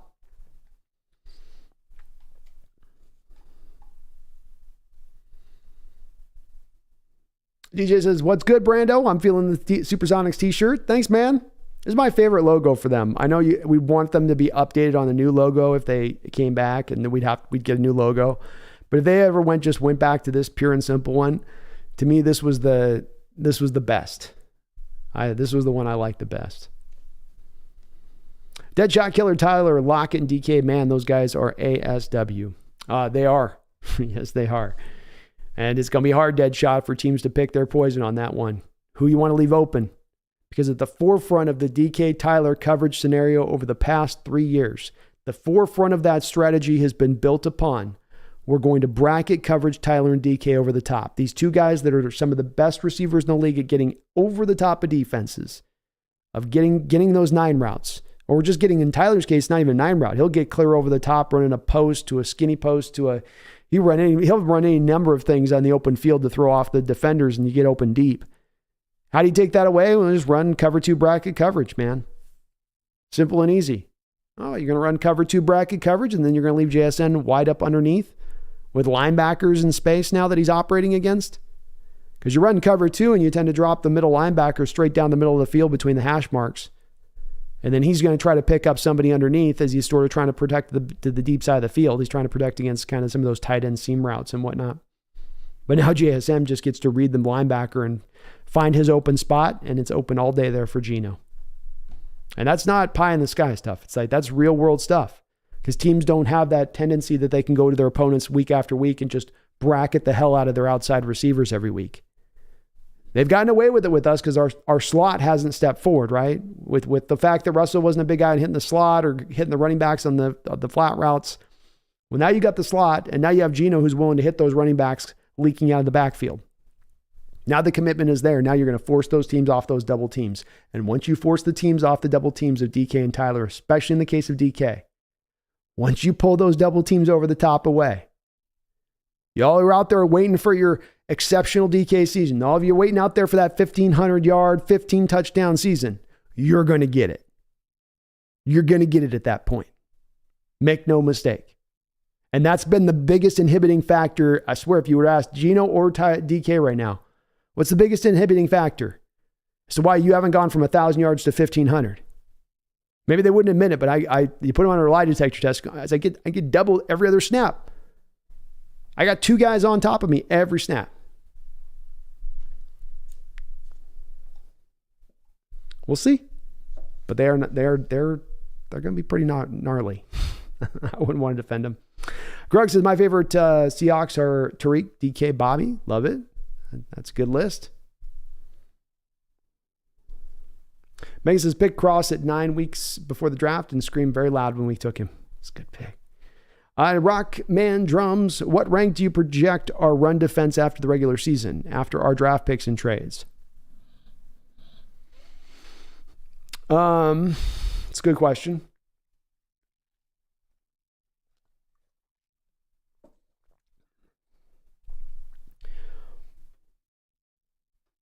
I think in the case of the run defense,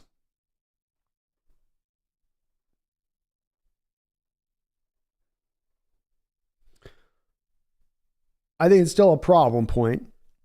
I think it's going to still be an issue at times in games. I think that there's a way to kind of manufacture a way to clean some of it up, Rockman Drums. When I was talking about the defense 2 weeks ago and how to kind of get it a little bit more turned right to front, what you could do for those teams that want to stay so committed to the running game like the Panthers were last year or like the Raiders were last year, where they were just almost seemingly trying to avoid passing because they knew they could attack our weakness in the run game so much. If that occurs, then commit to bringing down that extra defender in the box. And it's not just any defender you're now bringing down in the box. You're bringing, if he's healthy, put these in quotations or whatever you want to put it in, but if he's healthy, with bringing in Jamal Adams down to the box, you're not just bringing in any run-of-the-mill safety. You can knock Jamal all you want for what he is in his coverage. I don't do that. I know some do. But there's nobody that can contest the fact that Jamal Adams is one of the best run-defending safeties in the sport. And if you're allowing that guy to come up in the box and be that kind of defender that lurks down there unaccounted for by the offense more often than not, unless they're running a heavy formation, well, then he's going to have a lot of time. He's going to have a lot of opportunities to go make some plays and to muck up a lot of that running game at that time. And I think he will. So, you've got to still, it's not pure where Rockman Drums. You can run a 7-man front, your traditional 7-man front and go, those guys will get it done. They got it. That's enough. Maybe not enough talent in there to have those guys get that done on their own. But you have the corners on the outside that can run man, right? You got a guy in Quandre Diggs that can run the cover 3, which if you're bringing down the safety into the box as the 8th defender, chances are you're running cover 1, cover 3 with the safety over the top. He's the literal safety valve. He's the final point to keep you clear if anything should go wrong on the play with those corners that are playing man on the outside. And he's going to have to read it, and Quandre's going to have to be right on that in those points, a lot like Earl Thomas was. But you could run it. I think you could manufacture some success in the run game at that point. Purely Rockman Drums on are we better or not, just not manufacturing anything, just running it like we ran last year. No, we're probably pretty much the same as a run defense as we were last year, maybe marginally better with Bobby there. Maybe marginally better. 3 or 4 spaces better. But no, I don't think you've taken a big step forward necessarily because teams are going to go at those A and B gap runs, and your talent's maybe not quite there enough to sustain, both on the front line and from a depth standpoint. But I think there are ways to work around it a little bit too. I don't think it's a death knell necessarily. Carter Metcalf, who do you think the odd man out is on the edge? Alton or the kid from Ohio State? I hope Alton gets a good shot. I do too, Carter. I really do as well. It's very close for me on this one. The problem too comes in that we didn't really get a chance to see Tariq Smith last year. He was injured pretty much throughout all the preseason. So I haven't had a chance to see him in the uniform and what he's done or what he could do. So that does lead me to go, well, I give Olton, I guess, the slight edge at that point. But the thing with Tyreek is that he was a guy before he went into that final year at Ohio State, Carter, who was looked at as Nick Bosa, Chase Young, Tariq Smith. Like, he was going to be the next guy in this lineage of edge rushers out of Ohio State. And then he just didn't quite capture that in his final year. He had a lot of pressures, so it wasn't like he wasn't, still flushing and making the quarterback. He didn't have like a bad final year. It just wasn't that eye-opening, eye-popping year that a lot of people were expecting out there at Ohio State. But many say that he does have some of that kind of natural talent to him to get that done. So I can kind of only go off of that blindly and telling you which one or the other goes. And then you have the injury situation with both, which are they both at 100%? Are they both ready to go? All I know with Alton is I have seen him at least somewhat produced at the NFL level. I haven't seen Tariq, so I'll go to Alton, but I don't feel confident in it. I think it's like a flip of the coin right now. But I like having both those guys as your fifth edge rusher right now. That's good, talented guys to have as your number fives. Save the Geese says, wasn't DK's breakout year in 2020 when he had 1,300 yards and 10 receiving touchdowns? He broke large and single season receiving record.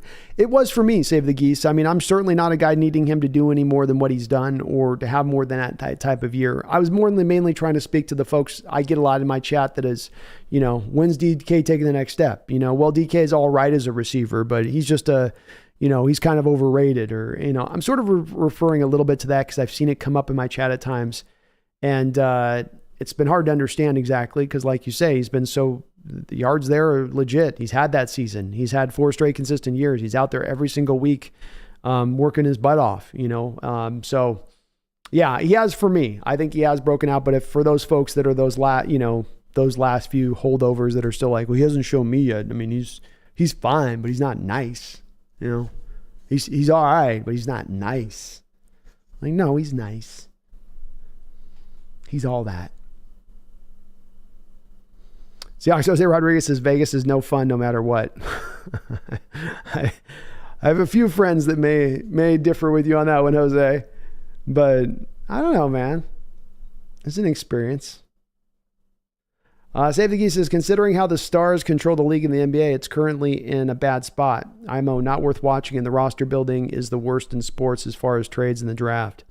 Yeah, it's been not hard to step away from the NBA with the Sonics going on top of just being mad and pissed off at the NBA for tearing a fan base away when I know darn well that the local fan base absolutely supported that team and wanted them to remain. But the NBA brand has certainly been one that has gone heavily to the pro player, let the player run everything kind of show to things. And I think it has been at the detriment of the sport. And I think that it's kind of already, the problem here is I don't know if you can really unwind it at this point. I don't know if financially they'd want to, because they want the offense. They got the offense, they don't want no defense. They don't want no, but it's on top of that. It's on the product you see with NBA. You have the organizations and the way they put the things together and the tanking that's occurring in the sport. So, oh my goodness. DJ Jimenez says, I see more MJD with Zach Charbonnet. I've heard that comp too, DJ. The only problem I have with that one is that Zach's 6 feet tall, and I think Maurice Jones-Drew was like 5'8.5", maybe 5'9", depending on who was measuring him.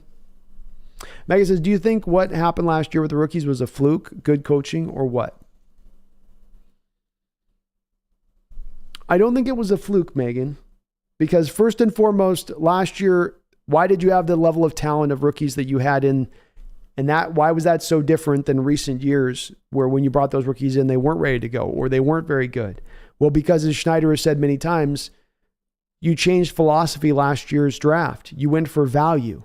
And what does value bring out you? The best player, the most talented player, because you're just trusting your board purely. And that's why I'm so much of a guy that hammers on this, Megan, over and over again, is that we've seen the successes from it when we run the opposite direction away from picking for need. And that was the big problems of all the other prior drafts, is you were picking for need and you were filling a hole, but you weren't getting a very talented player. And so they went full value, and then that brought them back this return. Now, you had one of the most historically best drafts we've seen maybe in NFL history. Is that going to be replicated this year with these rookies giving you that same kind of performative level? Probably not. But does it have to be? No. It doesn't have to be equivalent to last year for us to be elite. They just got to be ready to find a role. Derek Hall's not starting. He's just got to find a role in the rotation. Charbonnet's not starting. He's just got to find a hole in the rotation. Devin Witherspoon's probably likely to start, but he's got to earn that starting spot. It's not going to be given to him. You've got some talent there that's going to be fighting their butt off to not give him that lead dog role in that as that starting corner on the outside. I mean, that's 3 of your first 4 picks right there. And even JSN, he's not starting, Megan, you know? Even he's technically, I know Slot's kind of a starter, but he's not going to be starting the outside. So there's that should remove a lot of that pressure and need of what you had from last year in those guys to be at that same, be ready at that same level. Megan says, college football is a totally different beast to the NFL, so I understand that Pete was a brilliant coach at USC. One of the reasons I'm a member of the Trojan family. It definitely was a different beast than the NBA in a lot of ways. But there's certain things, too, I think that you can carry over a little bit, like how he learned to find a role for those young guys, rather than just deciding, you know, you put a rookie in, they lose you a football game, so you never put a rookie in. What if I just found a guy a certain role that he could be really good and excel in, you know, in that first year? Let's make that more of the key at it. And let's then find that role and get more out of that guy a little bit quicker. And then you could kind of carry that forward to rookies. You know, the rookies become the equivalent to the freshmen. Megan says, Hawksnest, sorry for all the questions. Don't worry, Megan. You can ask away. It's all good. Greg, I love Lockett, but I know how anyone can look at him and then look at a DK and go, yeah, Lockett is better. Yeah, I do think DK's, you know, better, but there's people that love Lockett, and look, he's had a great career. So, you know, luckily we don't have to decide between them. We get to enjoy them both, you know, but Lockett's been amazing, man. He's been amazing. He's putting up some pretty crazy numbers. I was thinking about the other day too with Tyler Lockett. Like, we're looking at him right now here. Lockett stats. So Tyler Lockett right now has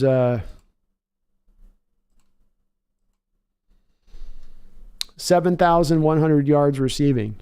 You know, if you put up another 3,000 yard seasons, he's at 10,000 yards and 80 touchdowns. Probably doesn't quite put him into a Hall of Fame contention, but you never know. You never know. But yeah, DK is, I'll take DK. Ryan, trying to be positive but not sold that what we have are that much better than last year and we were this season. Still feels like a borderline playoff team to me. I don't think there's anything wrong with that outlook, Ryan. As Megan says below, she feels that way. I think that it could go in that direction of things. You know, it's hard to predict exactly how this will met out. I'm not predicting that that's where the team's going to be at, but I won't be shocked, Ryan, and I'm not going to be jumping off the bandwagon necessarily or jumping off Carroll necessarily if they don't reach the mark of what I predict they're going to hit. If I say this team's going to hit 11 to 12 wins this year and they end up at 8, we'll see how we got to those 8 wins, but just simply getting to 8 wins alone does not mean, well, the team underperformed and they, you know, now we've got to call for Coach Carroll's head, and I will not be doing that. I definitely will not be doing that. Anderson, anyone seen those photos of those rookie photos of Jake Haener took for the Saints? Dude is zesty as hell. Very, very funny. So Jake Haener of the Saints did a photo shoot for the team. Go on Twitter, type in Jake Haener photo shoot. You will thank me. He went a little Zoolander. He went full Zoolander with the photo shoot, and good for him for having some fun with it. Greg says, I think people underrate DK so much because of his physical attributes. He's one of those guys that should be putting up monster numbers, but because he doesn't, not his fault, people dock him for it. It's very well said, Greg, and I feel very much the same way in regards to DK. He's been the good soldier, and it's not necessarily his fault that he doesn't have the numbers. It's you can only do as well as the quarterback you have back there, or what you have as far as supporting parts and pieces go, and all that. But yeah, I think where a lot of the expectations come from is that he looks like Hulk. And so everybody wants him to, you know, Shaquille O'Neal, like dominate everything down there, just that physicality. It just doesn't always work that way in football like that. But he's still been getting pretty close. He's scratching the surface, scratching the edges on getting that dominant state fully. And I feel like he's still on his ascent. Regardless, despite the sheer amount of weapons we have, I think DK will have a season similar to the one he had in 2020. Hopefully that'll finally push him into being recognized as a tier 1 receiver. I agree with you. I think this is a year where he's going to go back and put up those stats that'll be as high. That 1,300-yard season, I think, is well within range, because I think on the back of purely with this Grug, the double teams are going to pull off of him a little bit. JSN is going to require some of these teams to play it a little more legitimate, where they can't cheat as much in those coverages towards the outside. And that's going to now open up more holes for DK to get more single opportunities. And if you're going to single up DK, to me, he's going to eat all day. There's a reason these defensive coordinators are ascribing so many double teams to him. It's not merely that they're just scared of his size. It's because they know that if they don't pull those double teams towards him, Gino's going to target him, and he's probably going to beat the man opposite him. That's why they're doing it. But that's where that production, I think, could come take that step forward from Grug, is that now the double teams pull off of him. Now he gets the singled up man-on-man, mano-a-mano, and he'll eat. Avery Allred. Hey, Brandon, I hope you're doing well. I was watching some games from 2015, and man, I forgot how fast and shifty Lockett was. Very much so, Avery. It was a little sad a couple of years ago when he talked about, right as he was signing the new contract extension, that he was never able to quite gather back the same speed that he had prior to that major injury that he suffered when he caught that touchdown reception from Russ back in the day and tore his ACL or broke his leg or something. I forget which one it was, but I think he tore his ACL. But I don't think he was ever able to quite bounce back to what he was prior, and just being as sudden as he was and as fast as he was. And, that's probably why he's been a little bit more leaned into the back end of his career, falling down after the catches, is that he's aware of it. He's like, I'm not going to get past anybody. I'm not breaking those tackles like I was able to. What's awesome is that he still found a way to be tremendously productive, despite suffering a little bit of that deterrent, physically speaking, to his game. And that speaks to Lockett's work ethic and speaks to how good of a just pure football player he is in route running and just doing the things you want a receiver to do with all of those little extras that they can refine, all those little subtleties. The thing you picked up from Doug Baldwin, for instance, is you're running the deep route and you got the defender right here. How to get that push off at the spot where you're pushing off, but the ref can't recognize it, but you're timing it just as the ball's coming in at just that right moment. He's mastered that. Absolutely mastered it. And you see other receivers try to do it, and they end up, pulling out too long on their arm, and the refs can really see it. But that was something you originally saw Doug Baldwin able to do a lot, and Tyler picked it right up. He's got a lot of those little nuances to the position that he really understands. But yeah, he was shifty as hell. Shifty as hell and fast. Ryan Wilson says, much respect for you, Brandon, for your comments to our questions and your streams. Thank you, Ryan. I love what I do, man. I love what I do, and it's a great honor and pleasure to be able to run this channel and do these live streams and interact with you guys like we do. Appreciate it. Wu-Tang says DK has better numbers than Megatron did at this point in their respective careers. Man ain't even in his prime yet. Yeah, I did a video last year on DK because he turned 25 years old. I know it seems like he's been in the league already forever. But in December of last year, late into the season last year, DK Metcalf turned finally 25 years of age. And as I went and it got me wondering, how has he done? How has he stacked up comparatively to other receivers historically speaking? And he was 9th all time in yards receiving before the age of 25 versus anyone else in NFL history. Anyone. 9th. Then I go, okay, well, how was he in receiving touchdowns? 7th. 7th all time in receiving touchdowns before the age of turning 25. To me, those are as good a two markers statistically of any that you could look at as his numbers and pull away from and go, there's maybe a little more upside to this guy. And he is on an ascent right now that we may come back to look on and go, man, he was in the middle of a Hall of Fame career and we just kind of suddenly sort of happened on us. We suddenly realized it. What's great now is I think he's going to be the type that steps forward now too as a guy who, because he's got that age, because he's got the pelts on a wall now, he's the guy that can come into the room and be a little bit more of a leader too, where he starts to now maybe, grow into that capacity of things. And, who isn't listening to DK? Yeah. Ryan Wilson says, laughing out loud, I was that 12 who wanted to get rid of Russ. People literally blasted me daily. Then all of a sudden, every other one was for the move. Ha ha. Yeah, it was definitely one that was, for the folks saying it at that time, Ryan, it was not well received by the fan base if you were making that argument. But it's good to always stick to your principles and what you think on stuff, because if you're coming and looking at it intelligently and arriving at the right place, you'll be proven true on it and proven right.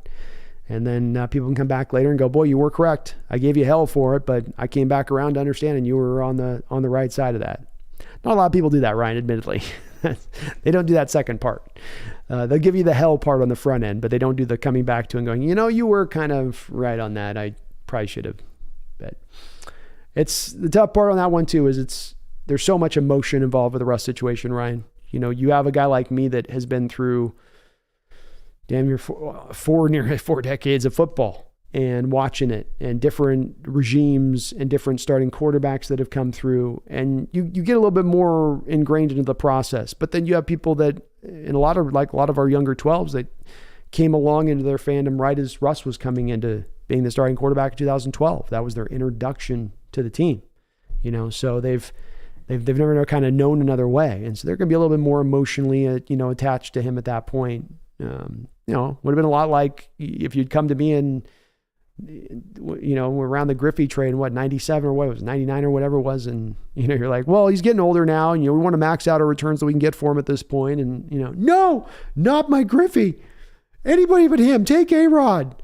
Give him A-Rod. He's younger. We want to make, no. Something like that.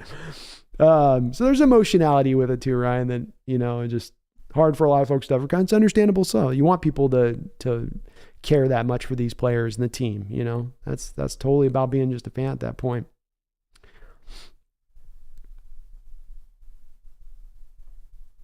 Greg says, I love how literally every Seahawks fan is saying that Woolen is getting exactly 10 picks this year. It's meant to happen. It could. I could see where people are coming from with it and saying that. He's capable of doing it. Hell, if you had teams last year that just didn't go halfway into the year, oh my God, what is this freak show that this team is putting out on the side of the football field? We're not going to throw at that anymore. If the teams didn't react like that, like they did halfway into the schedule, he very well might have pushed up around 10 picks last year. And this year you actually have the facilitating aspect here now that can force teams to have to be into that very pickle. Because if Devin Witherspoon's on that other side and he's not allowing completions, quarterbacks are going to have to play it more purely. They're going to have to be like, I gotta try. I got to go. So I can't just check this down all game. I can't just throw to the flat all game. I can't just hit the tight end all game. I got to try to the receivers at some point. You can't avoid both of them. And that's where that, I think, definitely opens up that potential of him being a 10-pick guy then at that spot. Especially too, Greg, because you're offensively going to put up a lot of points. So you're going to usually have to keep teams in that position of not necessarily, I know a lot of people worry about the running game, but the running game could get covered up by stack fronts. The running game exposure could get covered up by an offense that controls the clock. The running game exposure could get overcome by an offense that's scoring a lot of points and forcing the team on the other side to now feel like it has to pass more to stay step for step with those teams that are the Seahawks offense that's putting up those points as it is. Those things can also help fix this up around the edges and the sides of it a bit, and I think it will. Megan says DK's 25. No way. I always thought early 30s. I know, Megan. It does seem like he's already been in the league for a lot of years. But yeah, he came in at a young 20, I think 20 years old or something like that when he came in the league. But yeah, young kid. And just 25, I think it was December 2nd. I was looking at the time. So just December 2nd, he turned 25 years old. He's not even in his prime yet. Not even his prime. DJ, Tyler also mastered Doug's hop skip move. It's like Allen Iverson crossover move with the finishing touch of Doug, but for football. I know what you're talking about. Yeah. His release off the line. Yeah, it's definitely helped. I mean, it's telling when you got a guy like Tyler Lockett I think he's got like 3.5-inch arms and he's 5'9", but on the outside, he finds a way to get free off the line of scrimmage time and time again. It's so impressive because it's so hard. So many of these guys in this last draft that were undersized receivers that I was scouting, that I would watch them in the times when they would be on the outside, and you just go, man, I don't think this is going to work at the NFL level. You watch Zay Flowers, and Zay Flowers is just, he's doing a full salsa dance at the line of scrimmage on every release. And then he goes, here's Zay Flowers. Here's Zay Flowers. Here's the line. He's doing. Like, here, I'm going to do a Zay Flowers. I'm going to do Zay Flowers for you guys. So he's looking back at the ball. He's like, okay, you going to hike it? And he goes over the ref. He's like, am I good? Am I good? Ref's good? Okay. Hike. And then he gets into his route. And he goes, Zay. He goes, Zay, I don't think you're going to be able to take 5 seconds at the line of scrimmage in the NFL. I don't think they're going to allot you that. But he does it. Go back and watch Zay Flowers at Boston College, and every single snap. You go, and I get into baseball, people go, how is that going to work in the NFL? And he's doing that because he's trying to keep the defender's hands off of him. He's doing that off of press coverage. He's doing that with the defender right there ready to give him that chuck at the line of scrimmage. And so he's trying to avoid the chuck.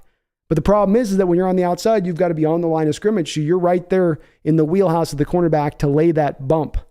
And I don't know with him, but Tyler's great. The fact that he can get off of it and pull that off. And a lot of with that Iverson move you're talking about, it's how you do it. You're off the line of scrimmage and you get the corner thinking you're going laterally one way or the other. And that you get the corner to then take the false step and then you clear it off the release. Now you have an open lane just from the corner opening his step, from getting him to, because he's still amped up to get his hand on you. Oh, you're up over here. But he's great with it. He is great with it. Megan says, December 2nd, day after my birthday. Knew I loved DK for reason B. It's a good birthday, huh? It's not a bad spot. Not too close to Christmas to where you're having to have your birthday part of Christmas presents. Just far enough away. Grug, between Tariq, Kobe, Spoon, and Diggs picks shouldn't be a problem. No. And those guys are going to be able to just find a role, fit into a role, and go. Witherspoon's starting day one kind of with that, but yeah, no. Shouldn't be a problem at all. Shouldn't be a problem at all with those guys. Nitro Hawk, I think we should trade for Jay Kaner. He seems like he has potential. Well, he was into that photo shoot. It's called Blue Steel. Notice my simmering steel. Doing duck face. Ed Armitage, we should try to trade up next year and get May or Williams. It certainly is going to be potentially on the table here, Ed. Depending on what happens with Geno Smith, you very well may open that door up. I will say if we're going to take the early reviews of those two guys, they do appear to be 1-2. I don't think that there's any way in hell you have a chance of getting Caleb Williams. Whoever lands the number 1 overall pick next year is going to be taking Caleb Williams. I can't see who the team would be, even if the Cardinals, who could be in contention with 2 picks to being big at the top of the draft. Like they're going to be like, bye, Kyler. Bye. Bye-bye. Bye, Kyler. Go up into your little Keebler elf tree. Go have some cookies. Here's some milk. They'll give him away for a freaking jar of Nutella at that point. They won't even think about it. So there's no way we're trading up to number 1. Now, maybe you can get into 2. He's not, I think, as quite in that. And a lot of this is going to be what their next year's tape is going to show, of course, too. But it's very hard, man. This year was a little bit odd, Ed, in the respect of having the Panthers moving up with the Bears and the Bears trusting Fields. And I'll tell you, I think the Bears probably came this close to just moving Fields and then taking the pick on the quarterback there. I think they were probably really, really on the edge. And it was that offer from Carolina was just so juicy that they were like, we can't turn this down.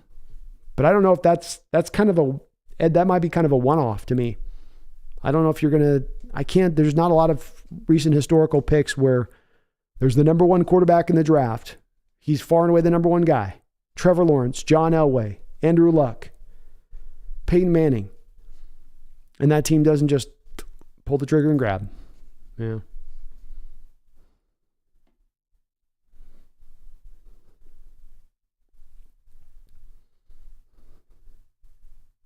But I'm down, Ed. If they can trade up for it, if those guys are as good as we think they're going to be and they have an opportunity to, next year is a good year for an all-in year to go for the quarterback because you have the roster built at this point. There won't be a lot of holes. There won't be a lot of other places you need to create space on, you know. So if you want to take that other route with that point and just take those chips, pile them together, and then push it for that quarterback, it's not the worst of moves to be made at that point in time. The team will be ready to compete. We will need the quarterback position to not be one that holds us back at that point. And this will be depending on what Geno does as we go forward. But nice part here is we have options, I think.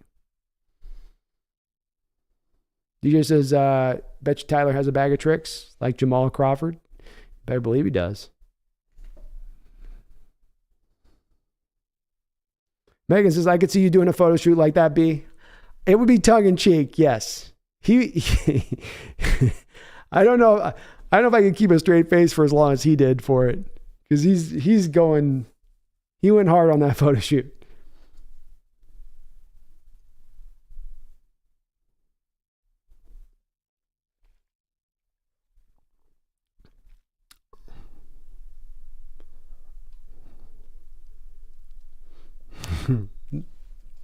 It's good to see you, Space. Thank you, man. And Space, I got the cat pumpkins pick thing filmed. So I'm getting it edited down. I'm going to have that posted soon.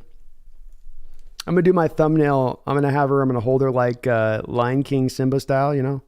And I'm going to have a green screen in the background with like a jungle looking setup. It's going to be tight.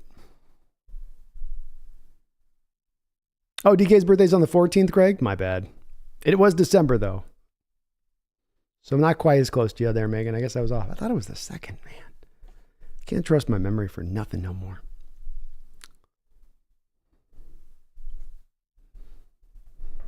Brennan M. Kyler to the streets. He's made for the streets.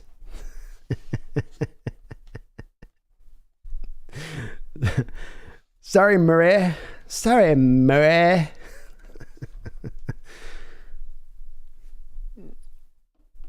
Rugg says, is it crazy to believe that Reed could retire with the most interceptions ever?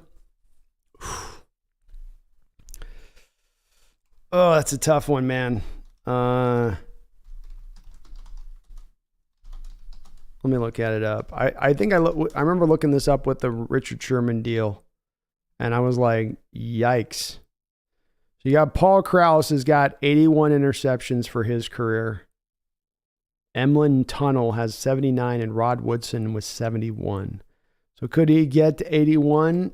I mean, he could. He'd have to play a very long career. He'd have to produce every season, right? You'd have to 4 or 5 interceptions minimum every year with a couple of ones where you top out at 8, 9. So it's possible, especially having the first year he did and putting up the INTs he did.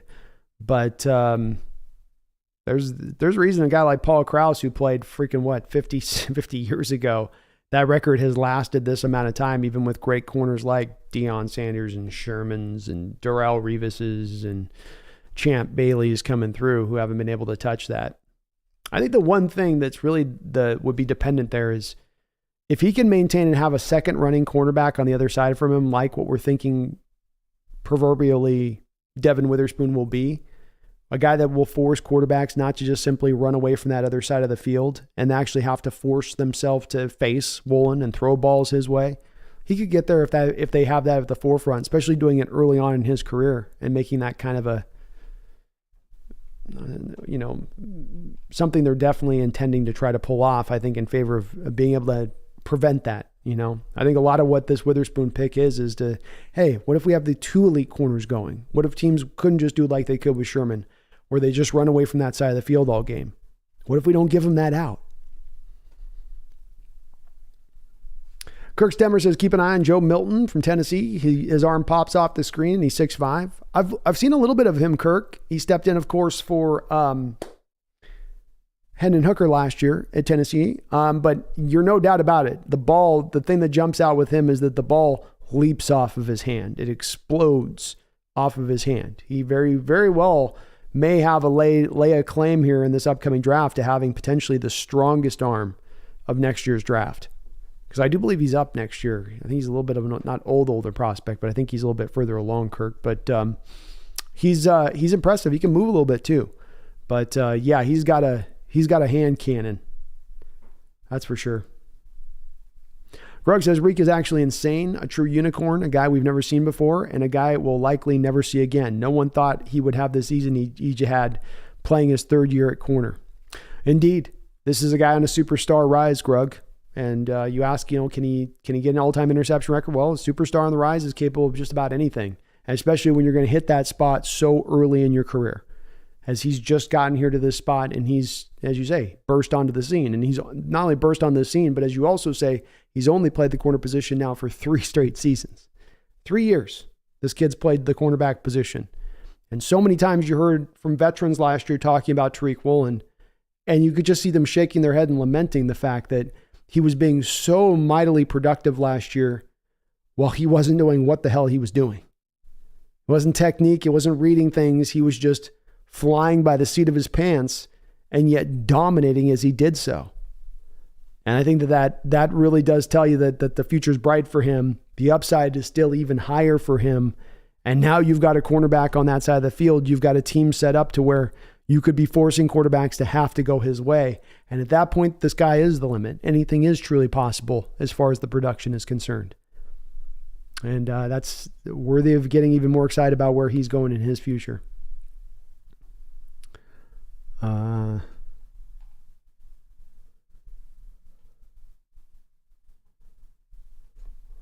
Megan says, we need to make that happen, B. I would pay for that.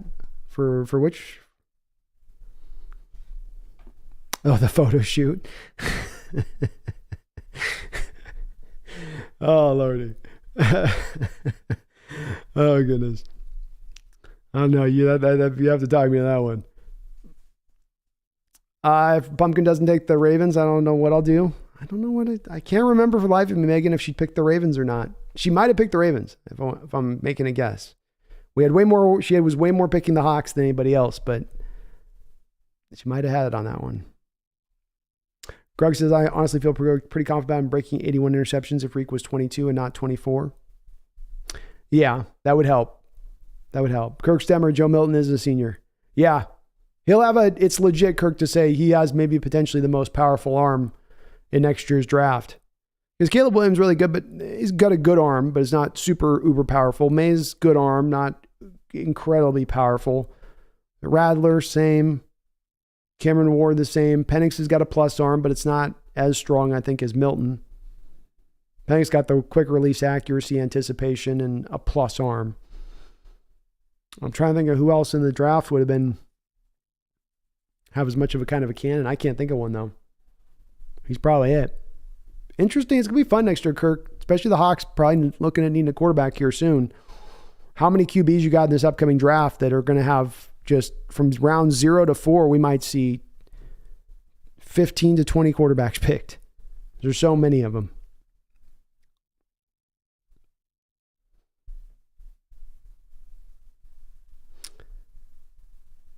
Megan says, if you did the shoot, I may agree with your Craig over Zorn, laughing out loud.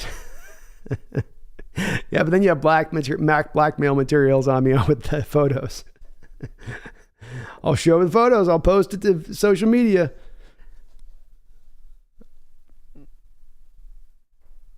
Wu-Tang says, Reek wasn't even that good last year, fundamental-wise. What happens when he gets good? Exactly, Brandon. Yeah, that's why I say the superstar rise thing with him and the potential there with him is a real thing. This isn't one of those things where you grab a player and you go, well, he's maybe a guy who can... This guy's right there to go and take advantage of it.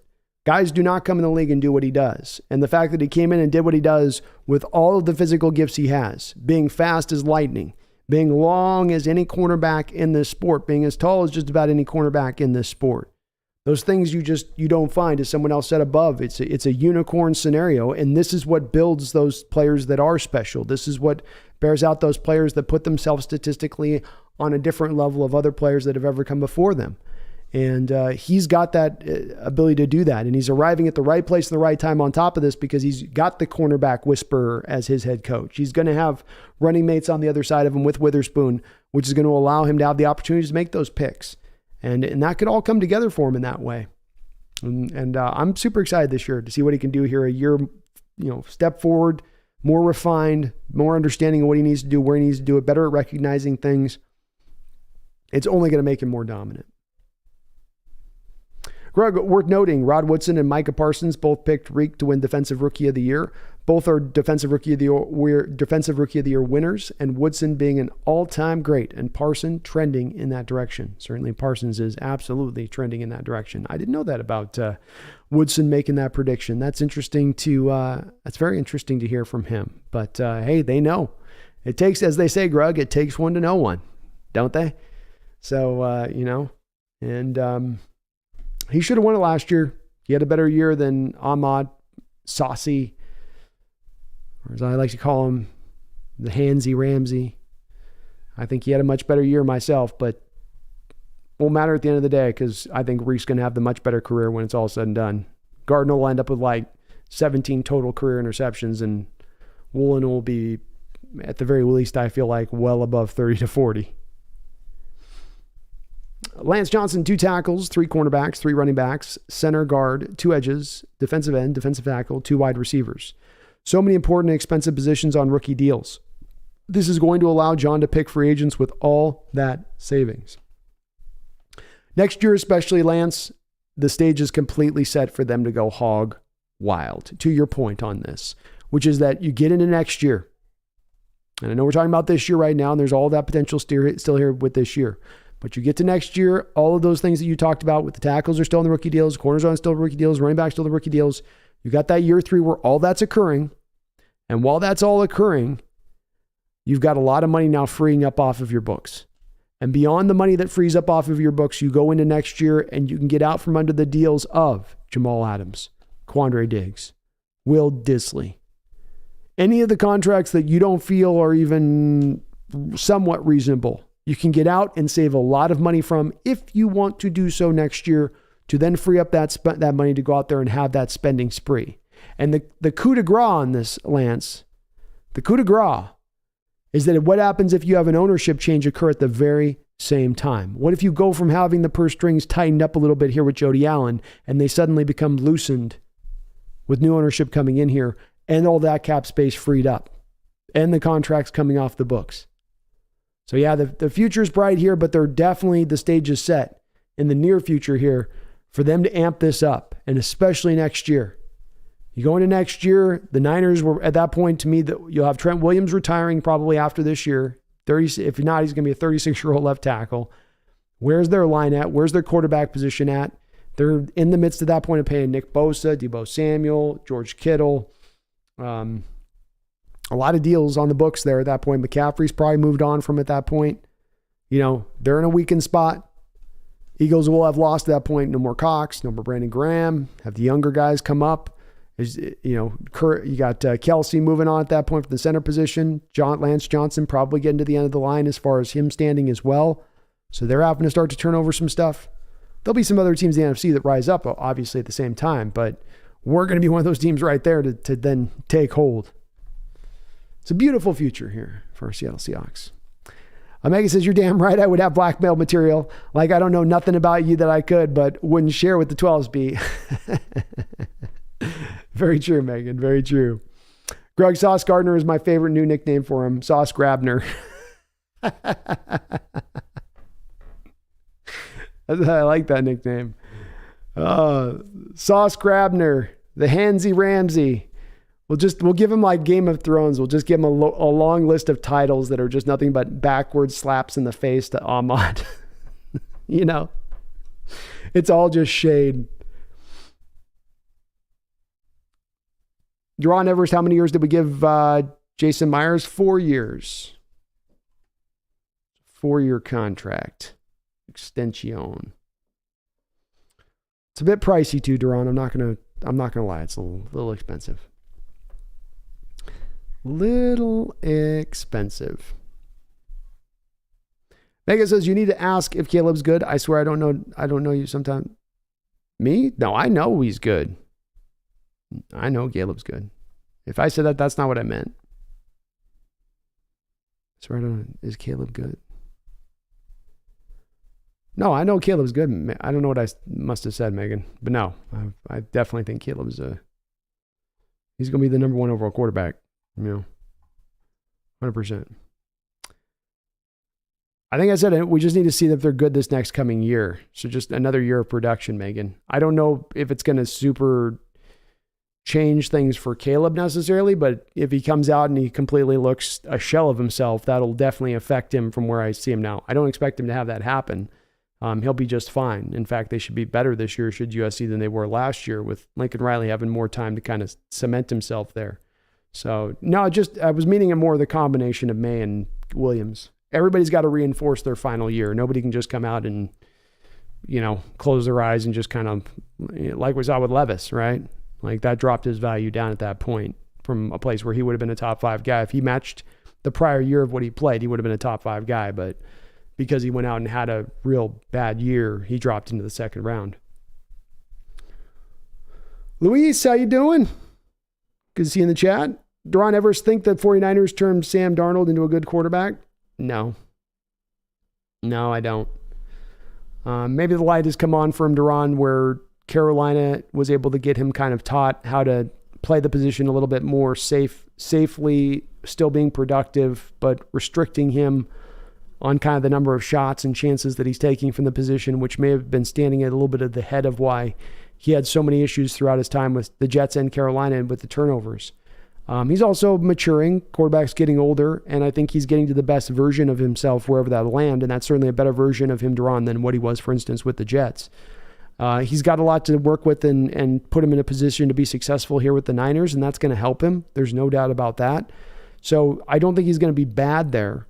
Is he going to turn into a good quarterback? In regards to your question, can he turn into a top 15 quarterback with the Niners? I don't know.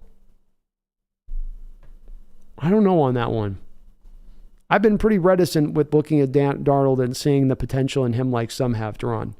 He's been one of those guys that I would have put in the Wilson camp, Zach Wilson camp, or Malik Willis a little bit. There are varying levels on these guys, but I look at them as quarterbacks and I go, I don't really get it. I don't see the attraction with this guy. He doesn't have a free and easy release. He's not able to throw any touch throws. He doesn't seem to be a very good processor on the football field. He moves relatively well. He's got a pretty strong arm, I guess. But there's a lot of negative for me when I watch Sam Darnold. But there is that offset, Duran. This is why Purdy did so good last year, is that Niner team puts you in a really good position to be successful. I think the one thing he's not going to have there in Niners that he did have in Carolina is I don't think that line is as good from top to bottom with the Niners as that Carolina Panther line was last year. They lost Mike McGlinchey. Alex Mack retired last year. They haven't quite gotten that position fully filled out. Buford played pretty good for them as the rookie right guard for them last year. But I think there's still a lot of question marks across that offensive line. And any quarterback, if you've got questions on an offensive line, especially when it comes to pass protection, then that could end up inhibiting a little bit of your top end as a quarterback from a production standpoint.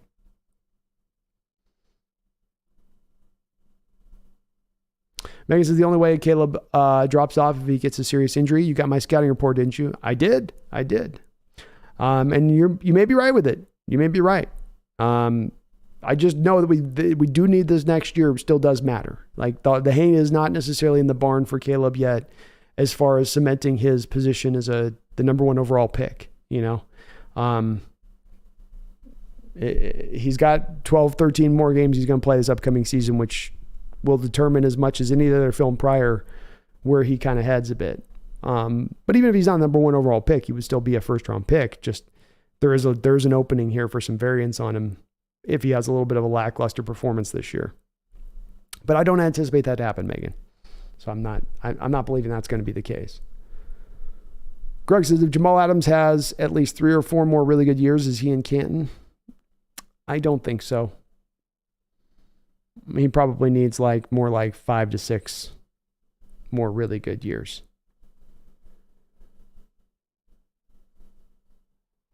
Retiring three All-Pros, 4 Pro Bowls. So I'd give him 4 or 5 All-Pros, 6 Pro Bowls.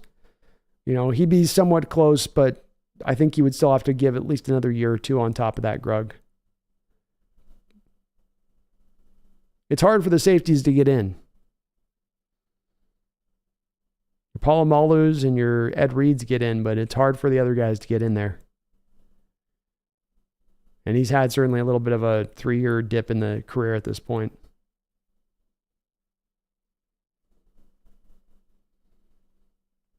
Grug says, I saw Tariq wasn't in practice today. Any news on what might have happened with him and if it's why they signed a cornerback?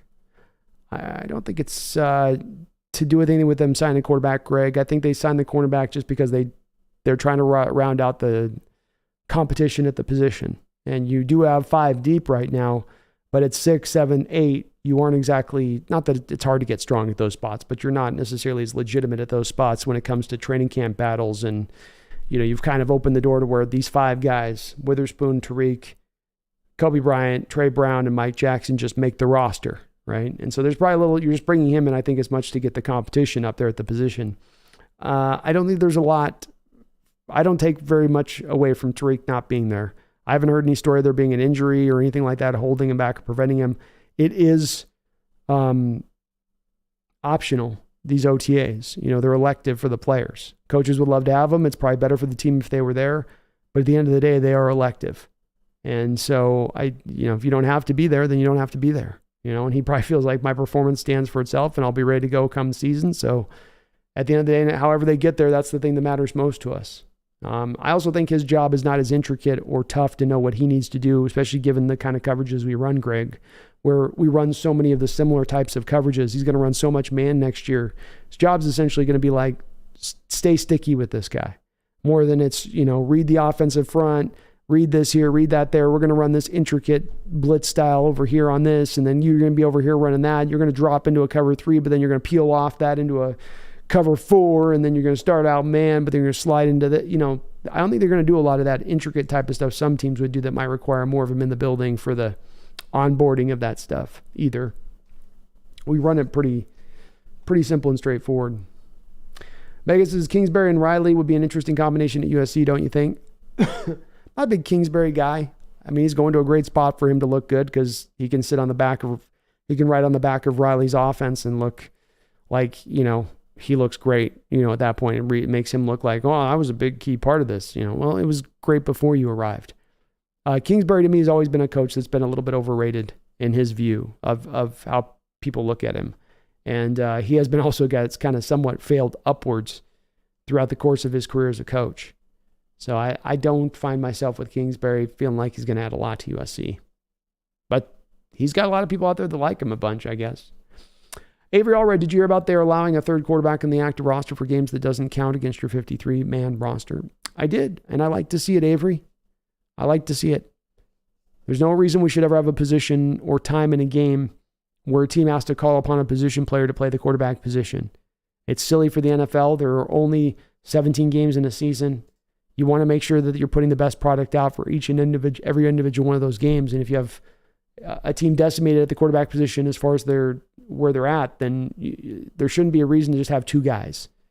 So smart of the NFL to allow it. It's good. It's going to help out the NFL, I think. And we'll avoid a situation like what happened to the Niners last year, where McCaffrey was warming up for them in the playoffs and taking snaps as a quarterback. Brendan M., it's funny how the Niner fans are already willing to move on from Lance, even though they've only seen him play 2 games. Give the guy a chance, laughing out loud. I thought the very same thing, Brendan. And I've been on with a couple times with Niner fans and Niner channels and talking to them about this stuff. And it's been very interesting to watch, even just during this offseason, the worm turn in their fan base from the Brockites to the Lanceites to the Darnoldites. It's like almost split 3 ways evenly, between who feels who should do what. But I don't understand the final conclusions come to on Trey Lance from some of the Niner fans, where they've made this ultimate determination about him based on that small sample size like you talked about, especially since last year he didn't get injured being stupid in how he played the position. He got injured because his coach was stupid in the play calls that he was making. And that's why he got hurt. And so I think Lance still has some potential. And it'll be interesting to see if the Niners do move off of him, because there's still a little bit of chirping out there that they may just, especially once they are secure with the fact Brock's coming back this year and then he's going to be able to go. There is a little thought process out there that they might just move him at that point, the second that they come to find that that's what's going to go down. And I think it'll be a mistake for them to do so. I don't think they're going to be happy with their quarterback position long term when that goes down, if it does.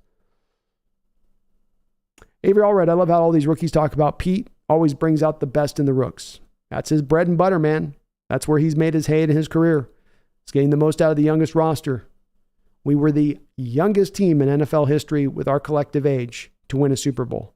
Our average age at the mean standpoint was lower than any other team in NFL history to go win a Super Bowl. And when you put that together with his success at USC and getting the most out of those young rosters, he didn't go to USC when it was a powerhouse. He built it into a powerhouse.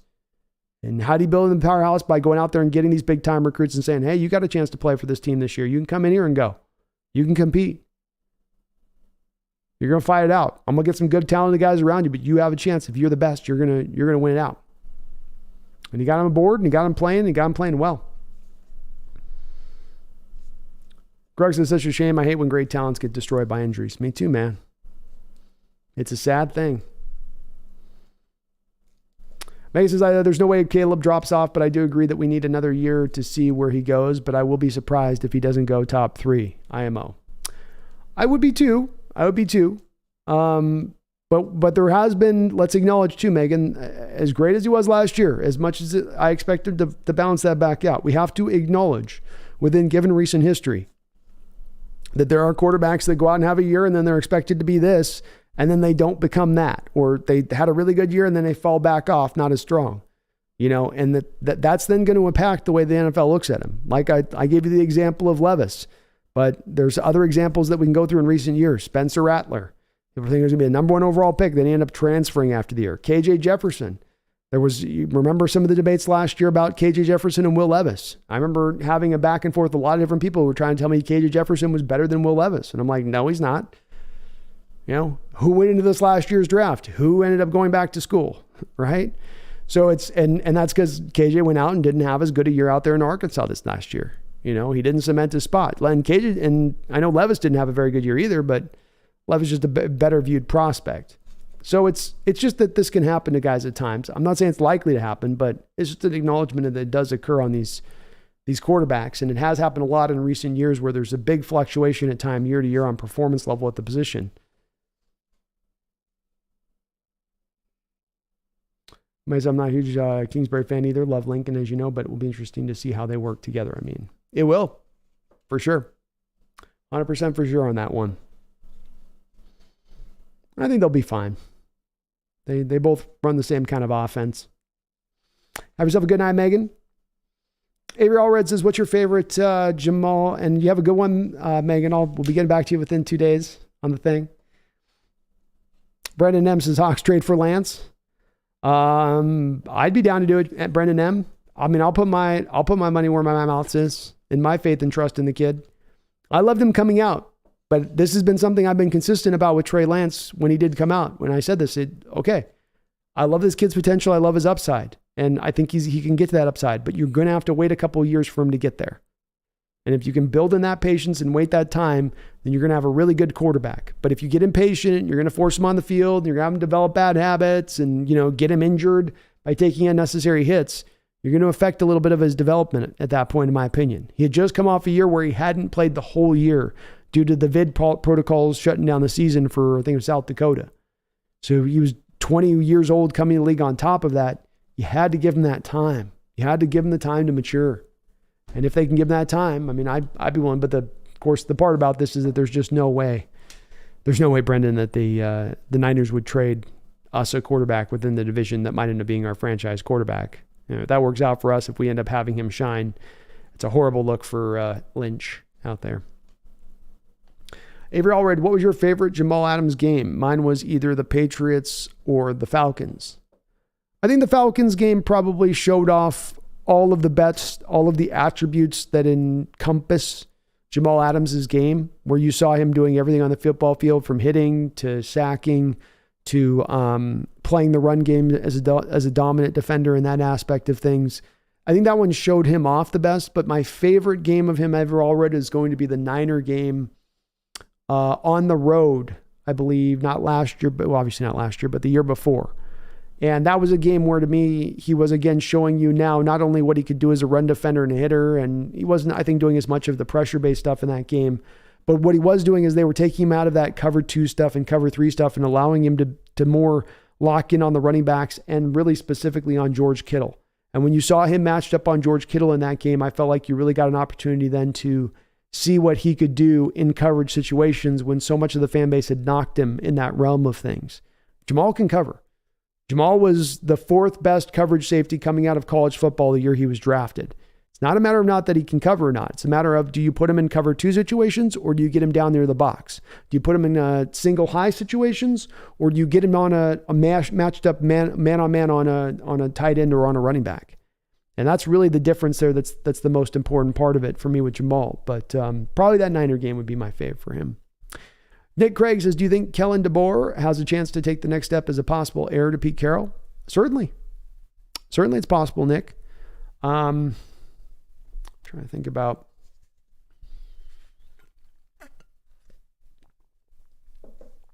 I can't think of in a given history, Nick, where you have a college coach, let's say you have a college coach at Texas, and then Jerry Jones calls up Texas and says, come on over here, Dallas, right? I can't think of any place, Florida State having Bowden move on and then go to Miami Dolphins, right? I can think of no time that's ever occurred in NFL history where a local coach has been at the college and then he gets hired on up. But if Kellen goes out and does what he did last year and continues to build on what he did last year, he didn't come to that program where it was all well stocked up and everything was running right. He's had to change the culture there and really get that thing in the right direction of it. So it certainly will put him as a possibility. I think his star is going to rise and can continue to get brighter. But it's hard to predict as necessarily the Seahawks fit with it, just because I've never seen that happen before. I think too, Nick, if you have a new owner coming in, if we're going to anticipate this being a new owner is going to come in, a new owner is going to come in, and if they do move on from Coach Carroll, I would probably anticipate, Nick, that new owner is going to want to make a pretty big splash as far as the next head coach goes. If Kellen goes out and wins a national title or something, then he becomes definitely that splash kind of guy. If he just goes out and wins 9-10 games or whatever in a given season and has a really successful year college football wise, there may be more of a splashier guy that they go to gravitate towards, a la like a Harbaugh type or like a Lincoln Riley type, maybe if their star was a little bit brighter in that respect of things. But it's impossible. I'm not putting out a possibility. It's within the realm of reasonability. Avery Alred says, I think people forget how big of a game changer Jamal is. He is a very big game changer. The key comes down to just his usage, and part of it's been, Avery, that some of the time that you've had Jamal here, you struggled to find the right usage point for him, to find the right role for him. And I think a lot of last year's change in the defense was specifically built around acknowledging, yes, recently we've not really acclimated this guy appropriately to what he does best. We've tried to force him into what we want him to do. And I think this last offseason, they kind of twisted that around a little bit and went, no, that's not the way this should work with us with players. It's not our job to have a player fit himself and force himself into our stuff. We want to get the most out of the player, maximize his natural physical gifts. And certainly Jamal has those natural physical gifts. They haven't always been put in the best positions here in Seattle at times. There are these horrific moments like him matched up against Julian Edelman 50 yards down the field and Edelman catching the pass against the Patriots a couple years ago. Or Deshaun Jackson, I think, on the Rams at home a couple years ago, completely lost as the ball's thrown in the air and Jamal doesn't know where the ball is, doesn't know where Deshaun is, completely lost. He's got a couple of these moments. Cooper Kupp in the playoffs a couple of years ago, down the field 50 yards. Jamal's right there in coverage, there to make a play, there to intercept the ball, but not able to make the pick. And what you have in all three of those three situations is Jamal either in single high or in cover two. Single high or cover two. And they've got to remove that out of his usage. You can sprinkle it in with him. You can use it. He can do some of it from time to time. But so much of that 1 year was really built around them just sticking into cover two predominantly. And that's misusing Jamal. Megan says, very true, B. I truly believe Caleb will be the exception to the rule. I would love to see it. And look, I've mentioned, Megan, I do believe he's in that generational like talent spot that I would put very few quarterbacks, that I do think he is in that realm of your Andrew Luck, Elway kind of type of guys. He's 6'1", so he doesn't have that pure size to him. That's maybe the one thing that's kind of missing. And the arm is really, really good. But it is probably just short of like exceptional arm strength, right? It's just good, really, really good, strong arm. But I think he is still in the realm of those guys in the way he plays the position. Avery says, I know this might be a dumb question. No dumb questions in here. But why don't some elite college coaches like Saban never come to the NFL? Do they just like winning at the college level? It's a fantastic question, actually. Well, in fact, Nick Saban did come to the NFL, Avery. He did come to the NFL, and it was a complete crap show. If I'm going back into my memory banks, bear with me on this one, but I believe he went to the Miami Dolphins, and as he went to the Dolphins, he wanted Drew Brees, and he was locking horns. I think the Dolphins at the time had a real piece of work for a general manager. Like I think you guys remember that general manager that asked Des Bryant if his mom was a prostitute or something. So like I think he was locking horns with that guy, and he just said at one point, "To hell with it." He said that the NFL is just not for me. So he was here for a hot minute. You know, you have the same kind of situation from a guy named Bobby Petrino, who went to the Falcons, I think, and just bailed out on them at one point to go coach. I think it was Louisville. So there's certain guys that are, just not, Avery always built to go to the NFL level. And there is a difference in the mentality and the player and the coachability and the willingness to be coached of the player you get at the college level versus the player you get at the pro level. And Nick Saban's a guy that's definitely cut off that old cloth of, I'm going to chew your butt out, but it's all in love. But it's a lot of like, you're just going to feel like you're just constantly getting your butt chewed out a bit. He's got a little bit of that old school style to him as a coach, and that stuff's less resonating at the NFL level anymore. Those guys have been weeded out of the game in a lot of ways now. Where look at the guys being hired. It's younger guys. It's the hipper guys, the guys that can relate to these young kids. So it's just the old model of, I'm going to be a bit of a, I'm going to be a bit of a tyrant here in the way I run my team, and I'm going to get my results. You just can't do that as much. And so a guy like Saban, didn't work as well for him. I think if you're a coach that there's not a lot of guys I can think of at the college level that had a lot of college success who didn't eventually get their opportunity one way or another, Avery, at the pro level. Eventually those guys go up there and they're going to get their chance. There is those guys that do say Mac Strong's another guy that stayed, but Mac Brown. But I was wondering, those guys, were they ever quite good enough to get on the NFL's radar too? But most guys will move on. If they're good enough, they will go to the next level. But when does the NFL determine they're good enough? When does the NFL determine that they've advanced enough as a coach to be ready for the big boys and the pros? It seems to be kind of an arbitrary kind of like, it depends on the eye of the beholder, I guess, or the organization hiring the coach.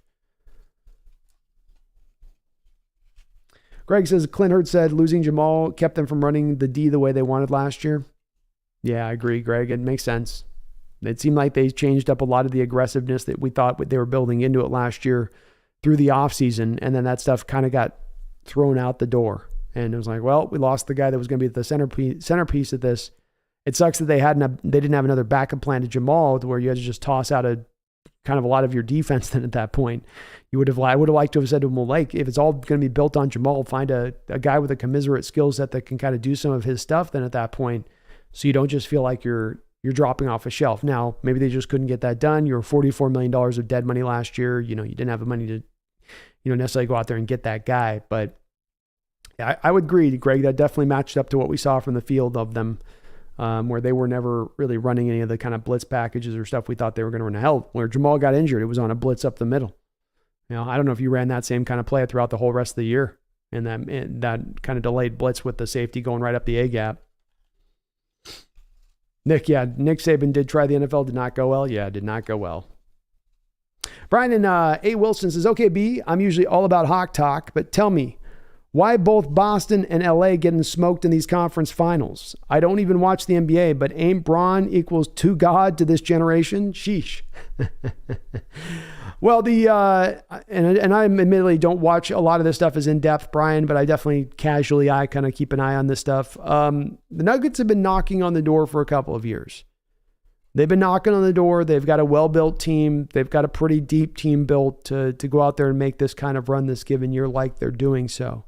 When it comes to the Lakers getting there, Lakers had not at any point in time this year really were looked at as that team that was going to challenge anywhere, any way, shape, and form. It was kind of like maybe they can kind of glue this thing together. LeBron's 38 years old. He can't play like he once did, and he's got a lot of mileage off those tires. He just can't go like he once did. And Anthony Davis is good, but obviously another guy that's probably not all that in a bag of chips either. And they've got to kind of carry that load out there because they don't have the supporting cast around them with LA to make it work. They got some role players, but it's not a deep stacked unit. Certainly not like some of the LeBron teams that he had put together in other years where he had won the title. So they've kind of, to me, a little bit, Brian, overachieved this year of the Lakers, especially where they started with Westbrook there at the start of the offseason, or the start of the season, where he was an albatross for them and nowhere near looking like a good fit with them, with AD and LeBron. With Boston, they're a little harder for me to understand necessarily, because Jaylen Brown and Jason Tatum should be sliding right into their primes and working off of each other as a 1-2 combo that will be just about unstoppable at times. But they've not taken that next step forward. Both, Tatum has kind of as a player, but just not when it's come to playoff time. And then when you've got Jimmy Butler, the thing that stands out to me, Brian, is Jimmy Butler's was coasting. And this is part of the issue that goes on right now with the NBA. Why NBA has such a hard time of garnering the type of audience they possibly could garner is because the regular season doesn't matter. With the amount of teams that get into the playoffs, the players are well aware of it. The teams are well aware of it. You have something called load balance in the NFL, in the NBA, where players will just rest, not be injured, not be completely healthy. We're just going to rest you tonight, just for the hell of it. And so it's made the regular season games not really count. And so in Jimmy Butler, you have a guy that's obviously hit the cruise control button throughout the course of the year. He's like, just get me to the playoffs with this crew, and then I'm going to turn it on. I'm going to go from 90% to 100%. And he's playing out of his mind. He's playing like a superstar right now, Brian, because he's saved that tank. And maybe it's because he's able to play at this level because he saved that bit of the tank up. I think the NBA could help themselves out significantly by probably dropping back the number of games that they play, making them matter more, or pulling back the number of playoff teams that can make it, whatever you want to apply there. But that's, I think, why that's probably happening right now as much as anything. Jimmy Butler's going ham. Jonah the Whale, how you doing, man? Good to see you in the chat.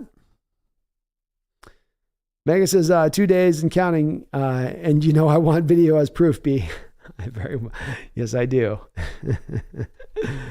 Brian A. Wilson, NFL owners go after college coaches when they get tired of the Jerry Glanvilles of the world.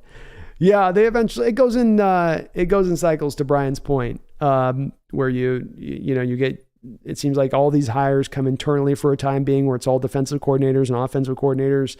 And then you get one college coach with some success, and then the rest of the NFL copies them. And then there's a span of a lot of college coaches being plucked and pulled into the pro level. So it kind of just goes in cycles with that.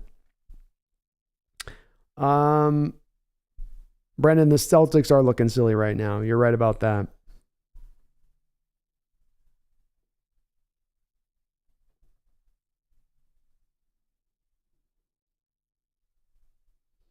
Brian Wilson, okay, NBA, why not just cut the season to 50 games? That's what I think they should do. They're not going to lessen the amount of playoffs or playoff teams, which is fine. That's fine. I'm okay with the keep. You want to let in 1 million playoff, fine, do that. But then make the games count during the regular season. And the only way you can do that is by lowering it down. I don't think you can mandate to these players that they can play and not load balance, because players can always invent an injury. They can always be like, oh, my calf's a little tight tonight. It's kind of acting up. What are you going to do? Prove that it's not bothering him. Yeah. Greg, Brandon, to your point, that's why Clint Hurtt said they're going after versatile safeties so they don't get stuck like last year. It's great that I always like Greg. I'll certainly hammer the team at times when they make mistakes. I'm probably guilty of doing that with them. But the place where I'll always say, if your approach is intelligent and you've tried to do something ahead of things, I can't get mad at you. So for instance, Greg, I've said you've got to kind of overcome the beast mode curse. The beast mode curse is one where since he's left, your running back room gets, wrecked, and you've got to do what you can do to stick 4 legitimate bodies in there of guys that have shouldered a load, shouldered a burden in the past, shown they're capable of doing so, building in a little bit of that injury protection. But if we go into this next year and you have your running back room get injured, I can't knock our Seahawks and be like, oh, you could have avoided this. No, you couldn't. You did what you could to get ahead of that. Likewise with this one, Greg, you weren't in a position the year before to get that backup versatile safety. You couldn't have signed a Julian Love 2-year, $12 million contract last offseason with the $44 million of dead money that you had on the books. So it's understandable that they didn't necessarily have, I would have liked of them to found a reserve, Greg, but I understand why they didn't. It's, you only can do so much. It is a finite amount. And this is part of the part where I get a little bit lamented about, Russell leaving us with a little bit of that tough $26 million debt that he did on the books to still have to clear out of. But good to see them this year when they do have the space to do it, when they do have the means to do it, to then go and make that move to bring in that guy that, to your point, to like what you said, provides that versatility. Guy can play free, he can play strong, he can play slot. You can move him all over the place. He's comfortable in each. He can even blitz a little bit. And I love to see that they're doing that. It's very encouraging. Brian says, wow, you said what I was thinking about cutting the season a few games and twerking the playoffs. I like the NCAA tournament. I do too. And yeah, I think I don't think they'll ever cut the playoff games down, Brian, because that's where the NBA is making the most money. That's where their viewership is highest all year round. But to me, where you cut back the number of games, this is where you could then accomplish that, because now your viewership should go up. The games are going to matter more. You're going to have an audience that isn't just waiting for the playoffs to begin to start watching the games. They'll start watching throughout the course of the season. I think that's one of the first and foremost things you could really do. There's probably some other things, Brian, on top. It doesn't have to just kind of start and end there, but that would be the first place that I think when you hear NBA legends talk about it, when you hear NBA players talk about their potential fixes, the cutting the season back a little bit seems to be one of the straightforward places that they go to. And it's one that makes a lot of sense to me as to why that could fix a lot of this. Why does the NBA need to be at 82 games a year? How did they arrive at that game? How did they arrive at that number? I mean, it's obviously not football taxing in that you can only have 17 games a season, but is it half as less as taxing if you run it? Is it 3 times less as taxing? Or I guess a third less taxing? Well, if it's a third less, then you'd want 3 times the games. That'd put you up right around the 50 mark. That seems like the smart one to go. Megan says, you'll never live it down no matter where you go, but just remember the unopened Largent cards are the prize. Megan dangling that carrot right here in front of my nose. Dangling that Largent carrot right there in front of the nose. Gosh, Megan. Megan says, what size jersey do you take, B? I need to order your Lamar jersey, B. I don't know. My size is in fluctuation. I got weird shoulders. It makes ordering jerseys hard for me, Megan. I got to go to like a custom tailor or something for them. I got to get the ones way too big. It looks like I'm wearing a tent it's way too tight.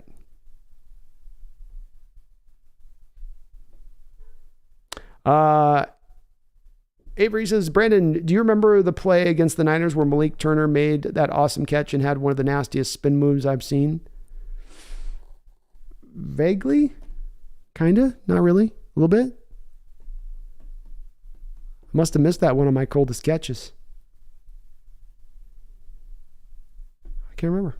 Brian Wilson, okay, back to the Hawks. My bad, y'all. Trying to stay current. No, man, Brian, we're not under any rules here on what we can talk about. Anything's in play. Anything's in fair play. Megan says, what size jersey do you take? Needs to order your Lamar jersey, B. Megan says, or was it a Zorn jersey that I was getting you? Or damn it, just get both along with the Kraken jersey. Well, the Kraken jerseys at the godforsaken prices, Megan. They're trying to ask for a home prices for those Kraken jerseys. Well, I got to pick between Lamar and Zorn. I'll still take Zorn over Lamar. I can't wear another jersey of another team. That goes against everything that has built me as a Seahawks fan. Why do I? No chance they're cutting back the number of games. Just the opposite. We'll have a number 18th game in. Oh no, why do I? We're talking about basketball. Somebody's asking about what can fix that. Why do I? Seattle will win by running more 11 personnel and passing in neutral downs, then pin the ears back on defense and go after the quarterback, never taking the foot off the gas. So let it be written. So let it be so. So let it be done. I think it's so let it be so, wasn't it? So let it be. No, so let it be done. You're right. You got it right. Why do I? But no, you're right. It's going to an 18-game season on that. We were talking about the basketball is going to 15 games. But yeah, NFL is speeding along towards 18 games. They want to get there. Megan says, what? Zorn over Largent? Zorn over Lamar? You heard that right, 12s. You did hear that right. G2000. I feel like a realistic best case scenario is we add 4 points per game and take 4 off of the defense improvement. Who would that stack up to last year? Great question. Let's take a look. So you had 4 and 4. Okay.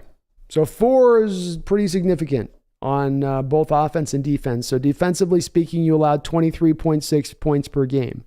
If you took 4 points per game off, so now you're at 19.6. That would have put you as the 5th best scoring defense in the NFL. So that 4 points is G2000. That's significant defensively. That takes you like from 26th to 4th, that 4 points. Offensively speaking,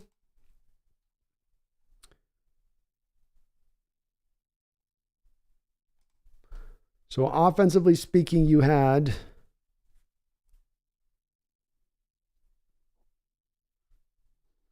23.9 points per game. So 24 points per game last year.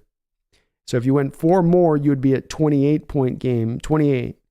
And that would put you 4th. So 4th offensively, 5th respectively in both points scored and then points allowed, G2000. So that would be a significant improvement over last year. And if you're not, if you're putting up those numbers as far as the points you're scoring and the points you're allowing, that's a 13-win team at that point.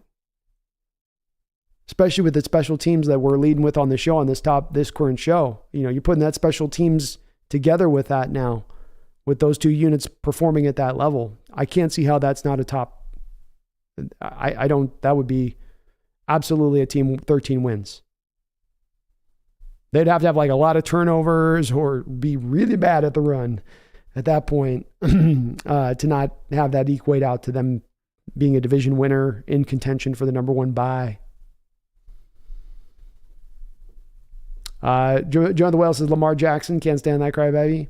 I'm okay with him, but I'm always going to take a Seahawk over a Raven, and it could be the most lowly Seahawk. I take him over the best Raven. Megan says, I would give you the $500 Kraken, the Kraken Seahawks jersey B. Oh no, I wouldn't. I don't blame you. That thing's worth gold. The prices you're paying for that, I wouldn't be surprised if it actually gains value in the years. G2000, that is big. Bigger than I thought when I looked at those numbers just now, G2000. I would have said, oh yeah, you'll have about a 10. I would have said a 10 rung change, right? So if you're 29 defensively, then you're 18th, but you're going from good to amazing offensively. And then from defensively, you're going from bad to whoa. It is super significant at that point.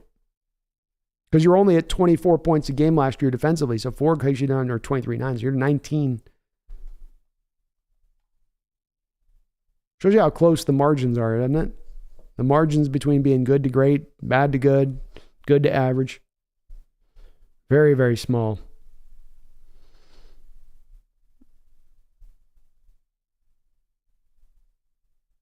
Jonah the Whale says, I'll take Dan McGuire quarterback jersey over Lamar. Ooh, that's a tough one, Jonah. That might challenge me on that one. I got a lot of unresolved anger towards Dan McGuire in that pick.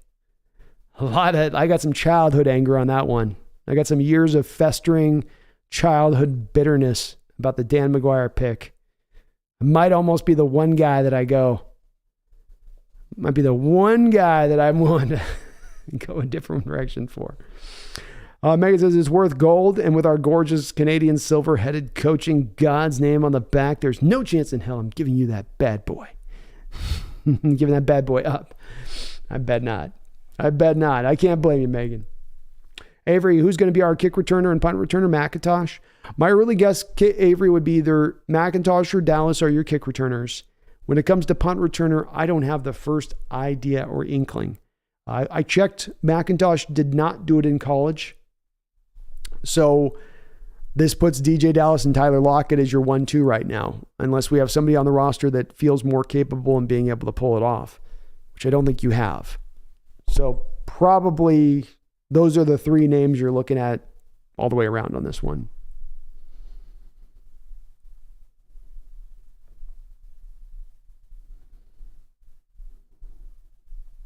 Eden says, here's one, Jim Zorn or Blair Walsh jersey. Jim Zorn. Jim was understandable coming in and the struggles of that team. He was coming on to an expansion franchise. Blair Walsh is just a complete nightmare. Just a complete, utter S show. Why do I? It seems there are a good many people thinking Seattle will see a bunch of too high. I believe JSN and pass catching running backs will make them drop the safety more, opening more deep shots. Thoughts? Yes, I think you are 100% on the right track with this one. 100%. Yes. It's that, or you're just going to let JSN feast all game. Why do I? Because you can't have it both ways. Defensively, you can choose to take things away from an offense, but that's always going to be the expense of something else. The perfect defense does not exist. The defense that covers up everything, everywhere, all the time does not exist, even amongst the most talented defenses. And there's certainly not a defense in this National Football League right now that can certainly lay claim to that. That's some historic defense that can do so. So how do you want to be killed? Death by 1,000 cuts, or just one rapier right through the heart with a DK or Tyler deep shot? And that is what's going to happen. Why do I? As teams will start out playing the cover two, JSN eating, out to the backs, JSN eating. Now they go, oh, hell, we got to drive a little bit more of these coverages up a little bit tighter. We got to run these a little bit more, bring the quarter coverage up a little bit more further. And then that's going to take away those double teams over the top. And then the second that happens, now your guys on the outside are really going to get dangerous. But you got to force defenses into doing it. And the reason why they stay in the cover two right now, the reason why they bracket Tyler Lockett and DK Metcalf at the high rate that they do, is because in the past they haven't trusted your quarterbacks or your offense to consistently hit those underneath plays, to consistently go to those running backs. They want to see you do it first. But the second we start doing it to them, then we've got them in that bind and there is no answer. Jonas is Dan McGuire or LJ Collier?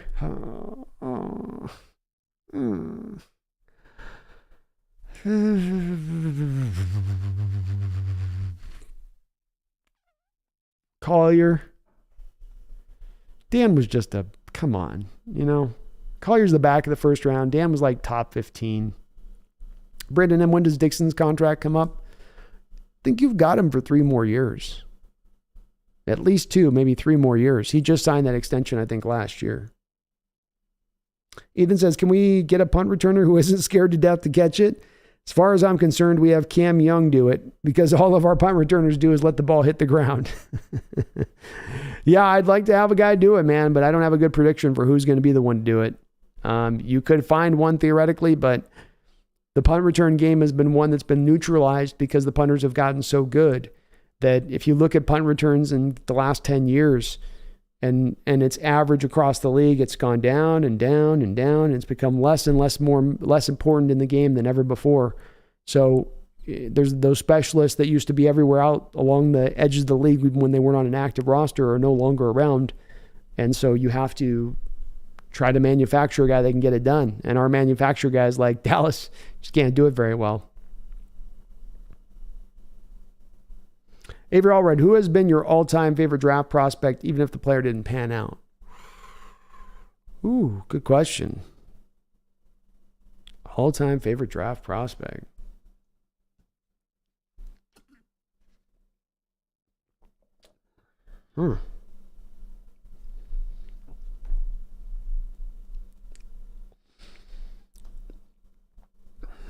That's a really good question. It's a really good question.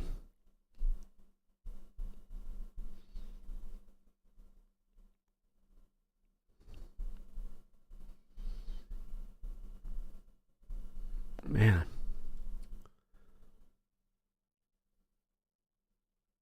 I would probably go to a couple guys. So I don't have a number one name that stands out here, Avery. But let me give you a couple select guys over the years that I think would fit into this mark, that were guys that I just really, really liked coming out.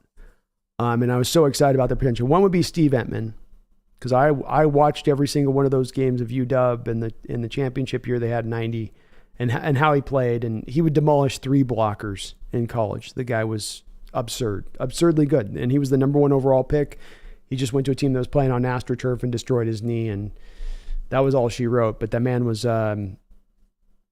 absolutely freakish in his ability. Warren Sapp was one of those guys coming out back in the day that I had, even as a young kid, I was like, this guy's going to be so good. And then I had another name Adrian Peterson, coming out of Oklahoma. If you watched Adrian Peterson in Oklahoma and you didn't come away from that tape going, there's something different about this particular running back, I don't know what you were watching, because the guy was just a man amongst boys in college, and you could just see how awesome he was going to be at the pro level. It was really undeniable in so many respects. Those would be probably my main ones I'd go to.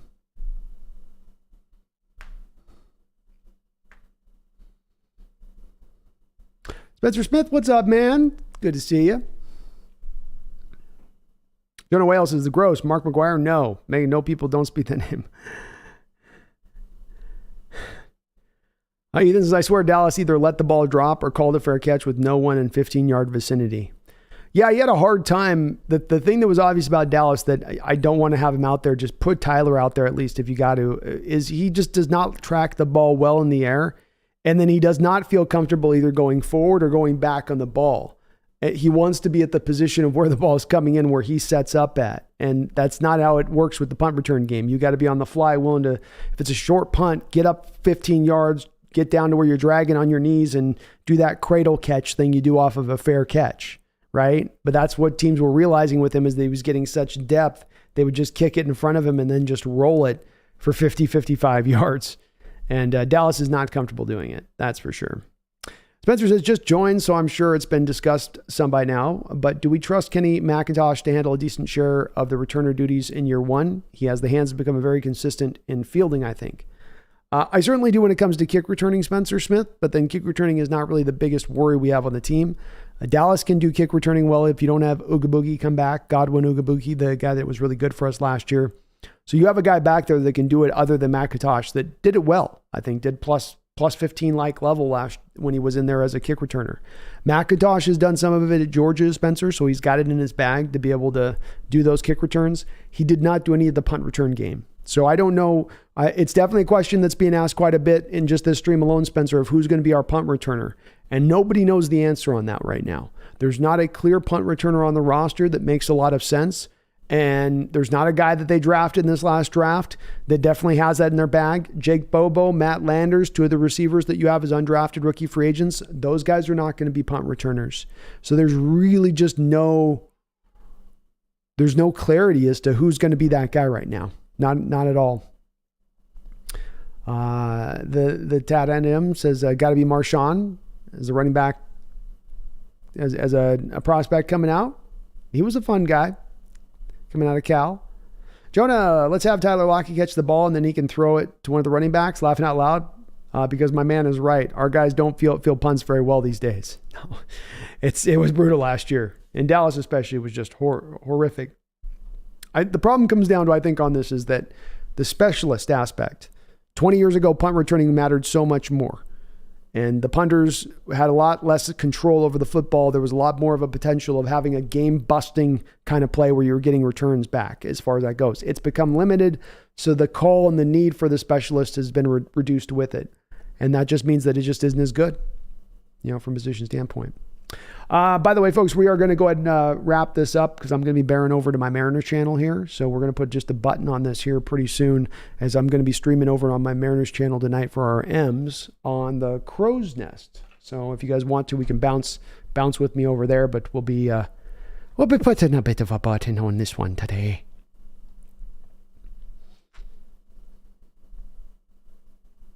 Why do I laugh my ass off? My answer is always Barry Sanders. Who's your favorite running back? Barry. NFL player? Barry. Favorite college player? Barry. Favorite prospect? Barry. He's my everything. Those are like song lyrics. Why do I? You need to put that into a verse. Those all just go together so well. My favorite Barry. That could be your song. I'm with you on the Barry Sanders one. It was right at the spot for me. Why do I? When he was coming out of college, where I was still really young, and I was watching football, and I remember him coming out of Oklahoma State and a lot of college football I would watch at that time, but I hadn't really quite gotten to that stage of like, you're actually evaluating these guys, and is this guy better than this guy? Or you could see there was something different about him, but there wasn't that, I wasn't old enough to quite have that all lock in. I need a couple more years, but he was the truth out there at Oklahoma State, no doubt about it. Why do I say, yep, rules have made returns a near non-factor. That's where I come down to why do I, if I can just find a guy to fair catch it. If you kick it 55 yards and you boom it and I, got a fair fine. If you have that short stuff like with DJ Dallas last year and I need the guy that can run up, slide on his knees, fair catch it, and then just reel it in, fine. Give me that guy. Give me the guy at least that can just sure hand it. He's not going to let it bounce in front of him. I can rely on those hands, Get me that. Because I think it's going to be hard to find a guy that's going to do much to be a difference maker with it. Avery Allred says, what's the Mariners channel? My Mariners channel is the Crow's Nest.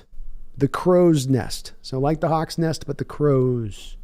The Crow's Nest. He be far up in the Crow's Nest, looking down at the Mariners playing them there.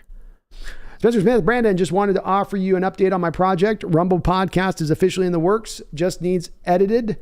We've recorded 2 so far, 2 division breakdowns, AFC North and AFC South so far. Hell yeah, man. Get it.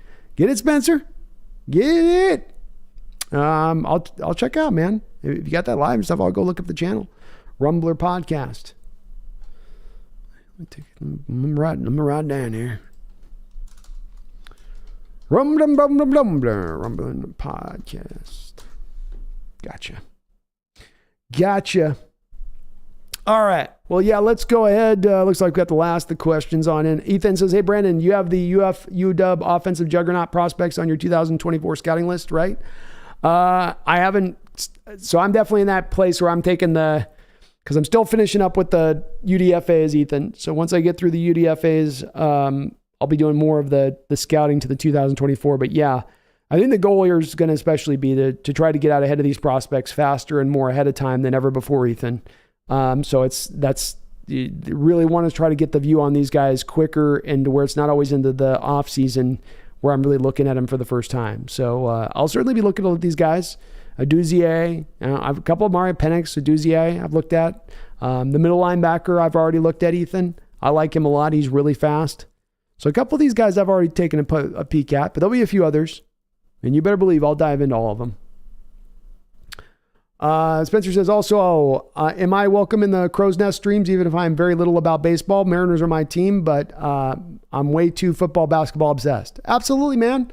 All are welcome over there, brother. All are welcome over there at the Crow's Nest. So please do.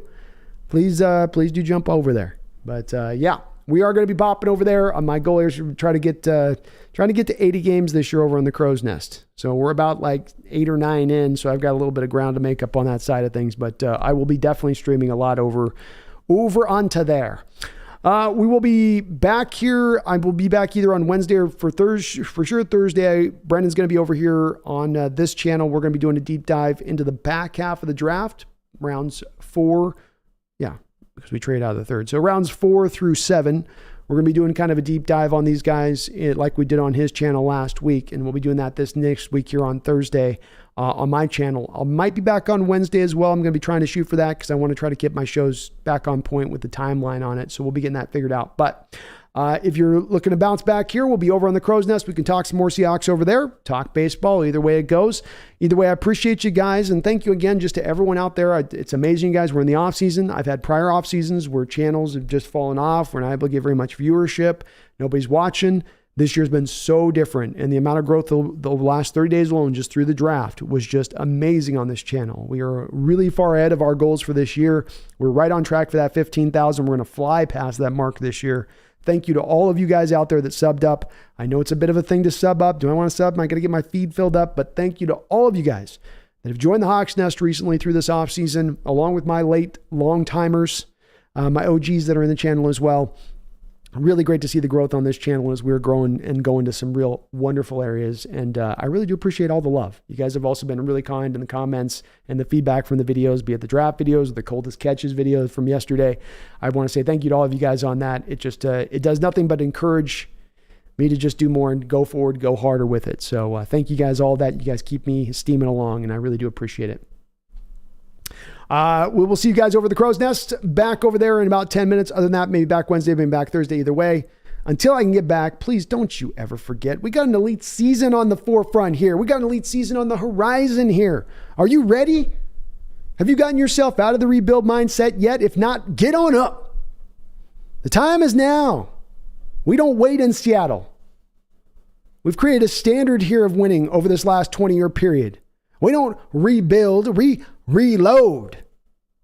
So slide those bullets into that gun, cock that hammer back, and let's get ready to get to an elite season. So if you need me to remind you, I'll remind you. And I'll remind you every single stream until we get to the regular season. We ain't waiting here. We don't wait. We ain't patient here. That's not what winners do. We want this now. So Niners, Eagles, you thought you had some time. Thought you could put your hands back, paddle your way along through the NFC and your dominance. Those days are over. Those days are through. No more easy walks through the thicket. Now we're coming for you. So I hope my fellow 12s are ready for that. I hope you're ready to take advantage of this year. I hope you're ready to be elite this year. I hope when we walk in that stadium, there's no quiet voices. Those are loud voices. Those are roaring voices. Those are like the 12s were 10 years ago. That's what this team needs to help get itself to an elite state. A great offense, a middle-of-the-road defense, and a fantastic special teams will help. But the 12s are going to be needed as well. Let's not forget that too. Until I get back next time, please don't forget. Don't you ever forget. Especially for a beautiful upcoming season. Go Hawks!